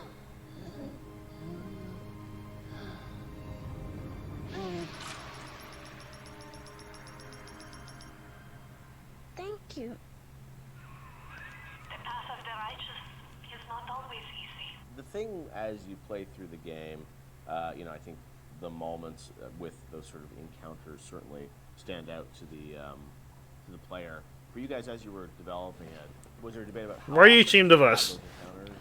Like how many Big Daddies would there be? How would that play out? I mean, Yeah, like her videos like I rewatch and I notice like other things now. 3 and 2 and A lot, all the So we time. have a third Like if I probably go to like another Yeah, older that video I was watch all the time, I may mostly get like a finished, different but thing. we couldn't make it fun. Like that last 10% of an AI is always. No, like, don't do that. Like You how got do you really different- make it? No hydration. I think they put it into Bioshock 2, didn't they? They might have, yeah. They might have. I don't know. But you know, it was fully rigged, fully animated, but we just didn't have the time we needed to really polish it. So Right. we ended up shipping with the bouncer and Rosie. Hunting the Big Daddy, that demo was. Oh, okay. a Good. huge Thank element goodness. of the game's kind of marketing campaign, and that really, I think, sold the tension of that battle. When you Ah! played that, did the entire game feel like that, or was that really more of just like a vertical slice of what you wanted the game to feel like? That Did you hear it? More Did you hear it? what we wanted to feel like. 'cause I drink either Bioshock way. was still had a lot of problems at that point, but we were confident we could do that. Like we want to make. Wait, sure you could do that? was an experience we could deliver on, and there weren't. It was like it functioned, but it would do really weird things. Like it had this tendency at the time to, if you did the wrong thing, that it would turn into basically a super ball and start like a tiny little super ball. The Big Daddy will whoop, turn to a super ball and start bouncing or off the ceiling and walls like a million miles an hour. I don't know. Do you remember why you did that or what was I'm going sure on? it was some physics bug Advanced that we were, move. yeah. And so that actually happened. Sometimes we were doing the demo, and Joe Paulstick, who was the guy running the demo with me in Barcelona, was very No, good at making no sure mod, we no. turned away from Right. the Big Daddy. Like, oh yeah, I guess we killed the Big Daddy. He must be dying over there. But so all things were functional, but they weren't really. They didn't have all their bells and whistles on yet. It was really good for us because it sort of gave us some confidence that people would respond to just the notion of watching Little Sister and biding your time and choosing your moment. Well, it gave us confidence, but So- also gave us a tool that the development team as a whole could gather around and say, we want to make it like this. Like, yes, a lot of elements in that demo were scripted, but they provided a framework for us to go back and how do we make that so it's not scripted? How do we make this robust enough so that the player can actually use these systems? Yep. So it was something that we could point to and say, all right, how are we going to do this? Like, let's Kane, no. let's figure it out. Yeah, and that was like in September, and actually the game was done in Do redeem dehydrate free? Okay. March, so we Easy. weren't that far off. Yeah. We were a lot went into it in those final months, but it was a big confidence boost for us because we thought it was the most important thing about the game, besides the world, was this sort of Big Daddy Little Sister concept. And if people didn't care about it, it would have been a problem for us because we spent a lot of time on it. Say it! Say it! Say the weird thing! Ooh.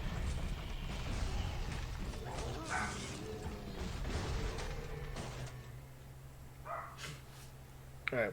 Two more. Questions of morality. Excelsior! Excuse me. To harvest or not to harvest? The moral dilemma that follows you through Oh the boy. Bioshock experience. Oh, guys, I hope it's not spoilery. This choice lays at the center of your Bioshock story and has repercussions that can be felt in nearly every facet of the gameplay.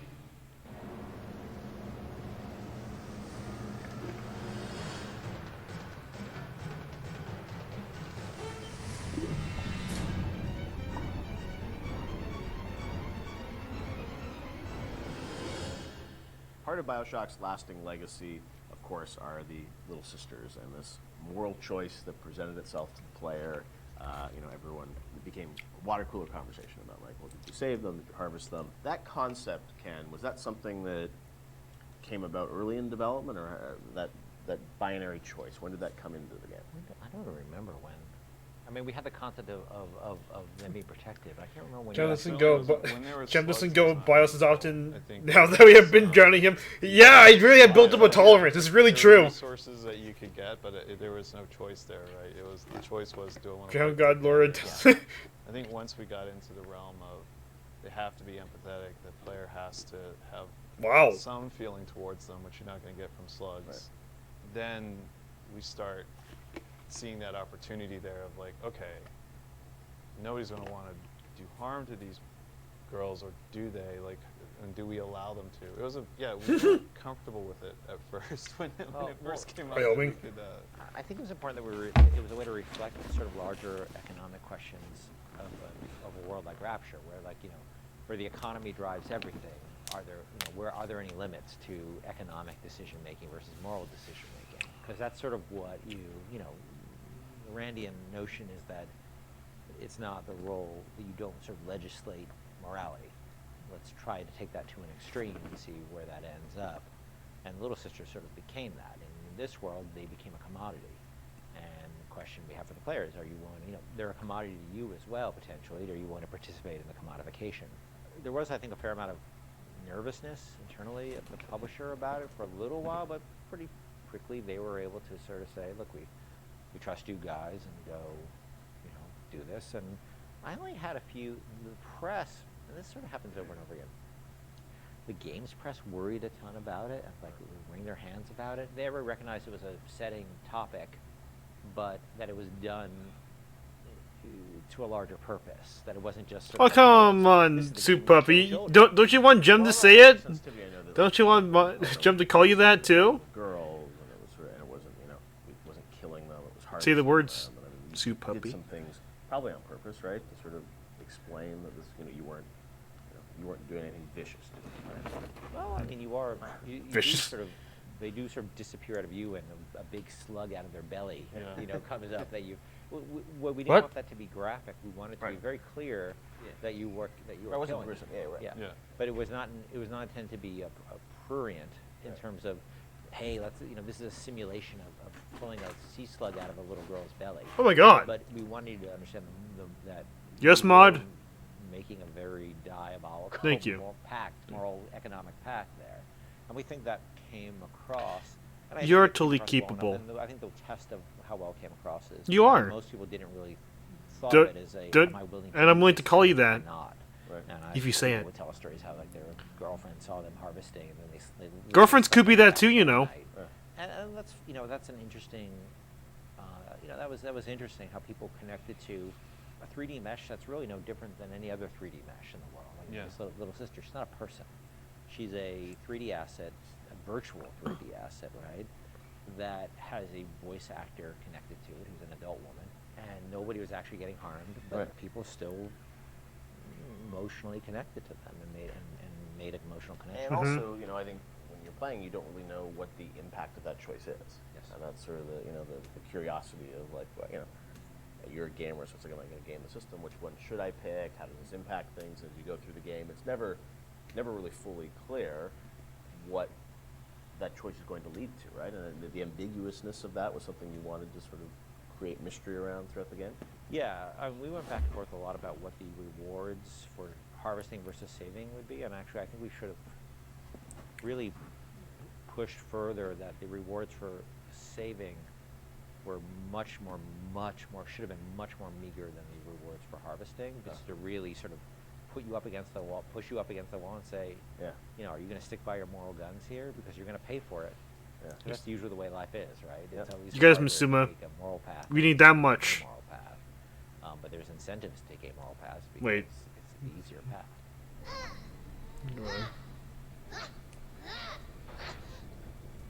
Oh, I've seen this animation. Oh my God! That's what happens if you harvest them? Oh my God! As you play through the game, eventually you get to the ending, and as we know now, there were sort of two endings that were affected by that choice. And that was something at the time, I know you said publicly that you weren't in favor of sort of having two endings. Was that in part because, the game is about not having choice, or did you think that, the two endings were, I don't know, like, I'm interested for narratively, like, why you didn't want to go that path? It seemed forced, given that the game really sort of almost made a joke, a meta commentary joke about the lack of agency in games, the lack of meaning of those choices, given that you have these two endings. I guess you could, like, these guys' legs? Well, is that what you're referring to? Once Ryan's dead. That's really Debbie. That's really what it's about. But I think we also didn't really have enough time to execute on those super well. I was pretty. Look, they all sit. Yes, everyone sits. One came out, with the, do you sit? Sister focus, but it's a much more subtle story than I would have time to tell about sort of your slow descent into, moral chaos and dissolute living and all the things that sort of come along with a life that is sort of separate from a moral structure. It's a long story. And so, you just. Why is Mutt speaking like that? It wasn't like you were doing sort of a whole other level that was different or something. Take it also now, whatever. Two cutscenes with very tight time and or just start a nuclear war. Yes. And that's not, you know, You're a that's, nice guy, or you start a nuclear yeah, war. and because we had so many problems on our plate, that was something I had to sort of do in the spare time. So I was pretty happy with one, but not very happy with the other. I know you had said publicly before that there was another sort of more ambiguous ending that you had originally planned, or what would you have done? There was a notion of an ambiguous ending, which if I just wrote one, I would have found a way that would just talk about the moral ambiguity of the world rather than the sort of, you know, positive or negative, because it is such a look. I think we really tried with Bioshock not to sort of make a game about good and evil. It's really about the circumstances and what circumstances lead people to, and how they delude themselves with ideology to do things that they would think are evil, but it's okay because it's for a good cause. Right. And that's what I probably would have. If I just had one to write, I'd probably focus more on that. You know, how difficult it is to sort of align when you start being driven by ideology rather than being in the moment and thinking about the impact of what you're doing.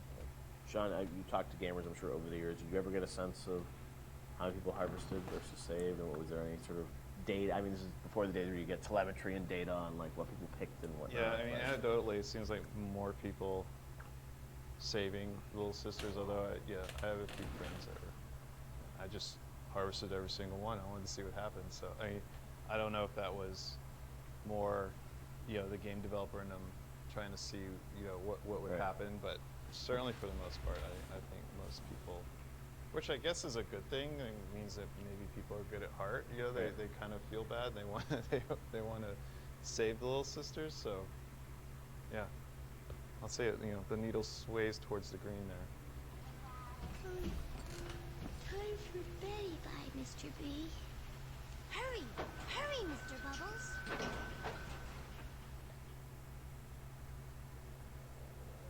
Okay, Excelsior, last one. But before I go to the last one, I actually gotta go to BIOS. I've been holding that in. Okay, Gemster will be back.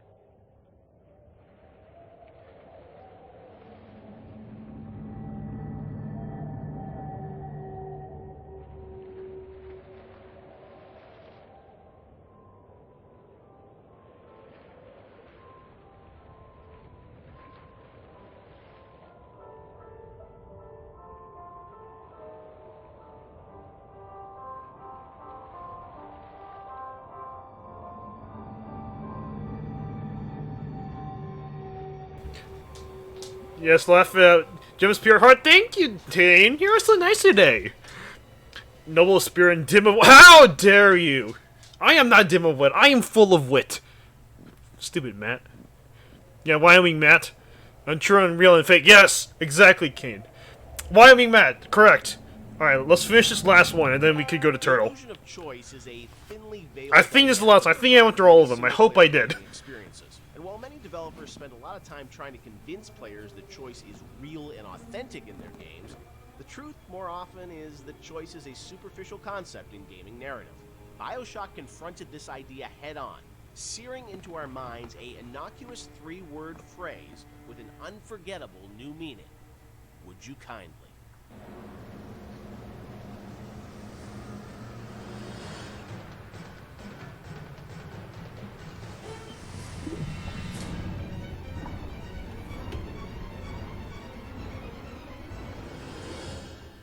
Of course, one of the most memorable moments in the game is the "would you kindly" phrase and the reveal of you know, how that's been motivating the player throughout the entire game. It's still, to me, one of the most classic kind of narrative moments in games in the past decade. What's interesting about that phrase is that it didn't always start like that. Can you tell us sort of about the evolution of sort of the the conditioning of the player, and there was once Excelsior was the phrase once. Yeah, this is. I'm trying to recall some of this. So we had the idea, like, because we had the Andrew Ryan scene very early. We knew sort of all the. Alley sins. There were phrases before there was "would you kindly." The notion existed and what it meant and what it was, but we didn't actually have the phrase "would you kindly" until later. So we had a bunch of terms we threw in there. And like Excelsior was it at one point? That's probably because of my Stan Lee fanboy. Stan Lee! Was that like so throughout the game? It would have been like Excelsior. Just randomly There say are that. some things when you're making games you just sort of throw in as like, we need Sounds something. cool in We a need Why don't you something head here. over there, Excelsior? And then it sits there Yeah. for a year. Right. And then all of a sudden you kind of forget it's not good, right? And then Yeah. until somebody comes along and says, dude, Seriously? Yeah. what's Or you meant it Excelsior? to be like a stub in. You never Right. meant it Yeah. to actually gain traction, and then you're like, oh crap. But that sense of some phrase or word being repeated throughout the game that you wouldn't really realize its meaning Yes. until later, that was there very early on. Yeah, yeah. And the fact that you would have something that seemed like a non-thing and then came back at you like a freight train later on it was there from pretty early. Sit. Would you kindly? Stand. Would you kindly? Run. Stop. Turn. A man chooses. A slave Yeah, obeys. I'm thinking he is. So that phrase evolved, but Too talk puppy. about that, the sort of meta-narrative of, being in a game. You know, like, have a sense you of know, like, purpose and making here's the, but like, you should decisions, take this idea realizing that the- of the player ultimately didn't have the concept. That's a pretty cool idea. that they would Have this little phrase That was that just sort like of that the to obey. idea for a game. Where did that come from on your side, Kelly? Was there sort of Oh. a deeper Yeah, apparently he's not. meaning behind it? No, look, I think I was always interested in the concept, whether it's, Oedipus, not to get too pointy-headed here, but Oedipus sort of thinking he has, I'm going to leave, this city and go to another city because there's been this prophecy about me and I'm going to avoid my fate and I'm in complete control, and then finding out he's not in control at all, to the Manchurian Candidate, which is a story I love about, somebody who you find out is just a puppet, living a life of a man, and Fight Club. I always love those kind of stories about who am I and what is my agency in this world, because look, we What's up on Saturday? What? How much do we really have control over, and how much is our boss, or our parents, or whatever telling us what to do. So that seemed like a natural thing for a story, and because it came from movies, that idea a lot, and Bruh? shows, Huh? I don't think it was very. There was a lot of. It hadn't been explored in games really, and games are particularly interesting because games. You feel like you are Agency, interacting yeah. with us, yeah. And you're really being, most games, especially at the time, you're really just being railroaded down a corridor. It's very easy to underestimate gamers, and I think probably I did a little of my own underestimation there, that it would be a little too pointy-headed for people, but people seem to really engage, because it spoke to an experience they had, a struggle as a gamer they've always had, which is like, I want to control, but how much control do I really have in this game? True. And Sean, it was also something that was a great surprise when you played through the game. I'm sure, even for people on the team, did everyone know that when Ken was sort of doing it, or did it was revealed as people played through it? I think, at some point the entire team knew. It wasn't, it was something that was talked about with a smaller group before, it was brought to the entire What's up team. on Saturday? You Jim wants to start know. it just kind of clicks, right? You're like, okay, like I totally. Jim's not too pure. I seem to remember people looking at me like I was like a lunatic. Maybe That not theme the goes on specifics, and forever. maybe it's the Excelsior, or maybe you're talking about the Yeah, Excelsior yeah. time, but the idea that you don't really have choice, and exactly like you said, you played through how many video games, and everybody's game is going to end the same way. You're going to kill these people. You're going to pass. Oh, these never mind. points, and Never mind. you Jim think was you have a too choice, pure. But ultimately, the only real choice is to stop playing the game. Junky's So forgetting the idea that was Sunday kind is. of like taking that on resonated. Now the actual, like, is it Excelsior, or is it the Latin phrase I forgot, or if it's would you kindly? See, here's how I remember it, and I could be, I could be wrong. Yeah. I can remember being so surprised by the outside reaction, because I remember the internal reaction being completely nobody connected or engaged to it. I mean, we worked on it. Yeah. And so I was kind of surprised. by the outside. Like, as I said, it's a big. Jim just forgot what day it was. And well, it could also be a function of. Yeah, see, Kane thought too.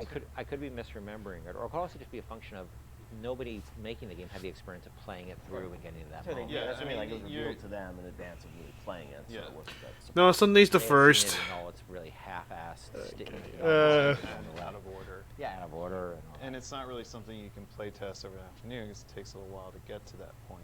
you need to lack the knowledge about Yeah. what the game is to be able to sort of have that experience all the way through. I know you guys have talked about the idea of Atlas, the voice actor changing, and it was, I guess, very important that you nailed that actor, right? And you trusted that actor until there was sort of the Fontaine reveal and sort of understanding that. Yeah, trust was everything there, right? And so there was something about either the actor or the writing or the accent that just people immediately said, this guy's no good. Right. When the first Atlas we had, because you have to trust this guy. And if you know there's no trust, there's no punch in the gut. I think we really focused on making him have personal stakes in the story as well, that he had his family trapped. And of course, This didn't work on me because I played Infinite. But, the twist, though, it still got me. He sort of spoke to you as a friend, and especially because the whole world was so hostile to you. I think it took a while to get that exactly right. Listen, I've got a family. I need to get them out of here. But the splicers have cut me off from them. If you can reach them in Neptune's bounty, then maybe, just maybe. I know you must feel like the unluckiest man in the world right now. But you're the only hope I'll ever see my wife and child again. Sean, what do you hope is the kind of lasting legacy of Bioshock? 10 years hence, a lot of things you guys were doing, have sort of become common now, right? With upgrades and moral choices in games and whatnot. But it was really pioneering work a decade ago. When you reflect on it, what do you hope people remember the game for sort of pushing forward? For me, it's telling a story with the medium and how we used everything available to us to tell that story.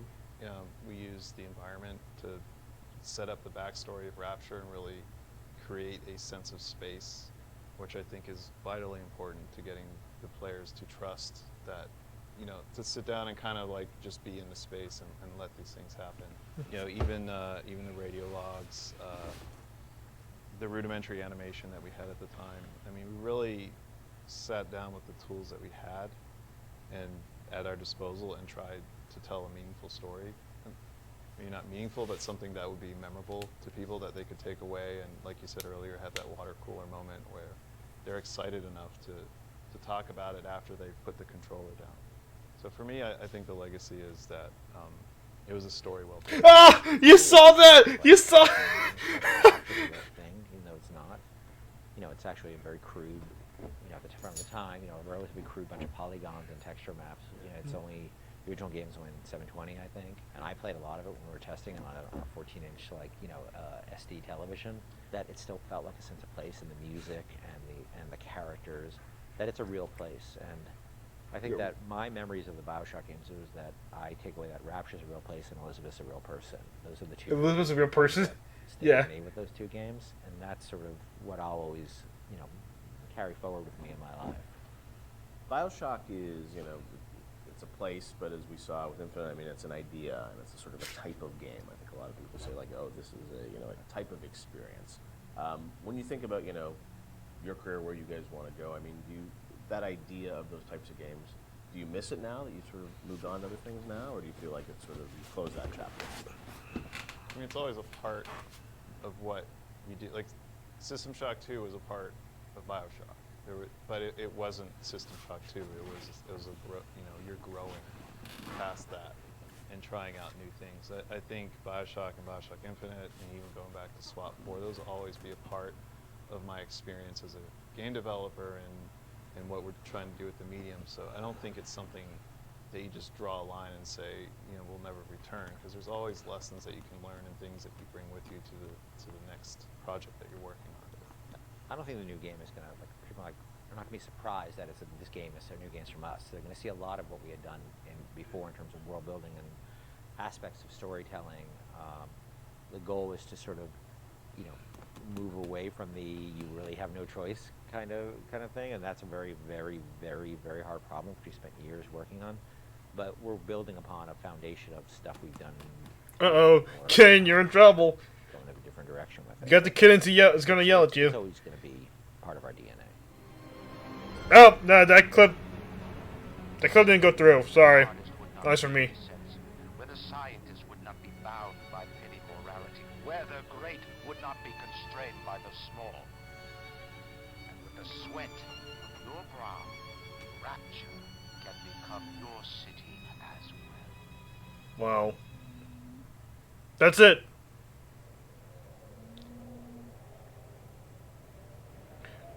So, Kitten, what do you want me to do with these clips? Do you want me to watch them? Like now? Nothing? Okay. Just chilling? Oh, okay. It's kind of no, yeah, exactly. Alright. I think that's additional content.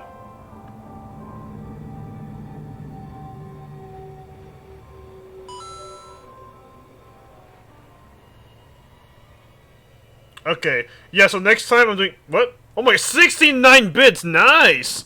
The last bits of 2022! You love... Yeah. Okay, so next time I play this game, we're gonna do the challenge achievements, because...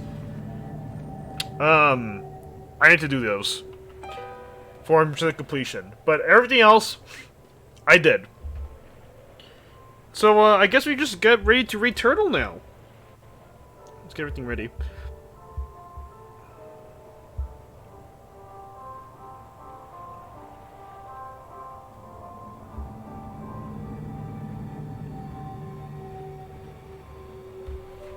What am I looking at there? Okay.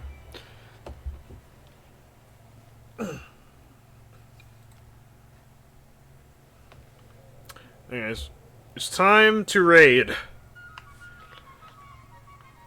It's time to raid Turtle, guys. So, does anyone have any raid message in particular that they want to say? Dang it. Okay, this is the way. What's next? What's next is whatever the people vote, but that'll be later. No, not that one. We're gonna shock you. Yeah. We're gonna shock you. Okay. We're gonna shock you. Turtle, you're such a gem! Turtle, you're such a gem!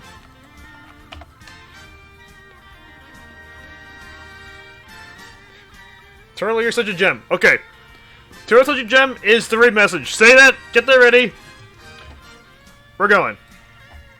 So, thank you for watching. This is my last stream of 2022, so thank you for a great year, actually. Like, I never thought I would get to this point, really, guys. So, I really got all of you to thank. Like, in the bottom of my heart, I really love you all. Yep. Oh, okay, remember my second intro. I love you too, Sima. I love you too, Case. I love you too, Kane. I love you too, Allergit, everybody else, Matt, Zoe, Cross, Hope, who else was in this chat? Gamebox, Randall, everybody. I thank you all for being here. And thank you for such a great year. And next year, I'll see you guys next year. I'll see you guys in a year. with more 7 Days to Die with K's. I got lots of plans, so we're about to start now. I spoke too much. Goodbye, guys. Good night.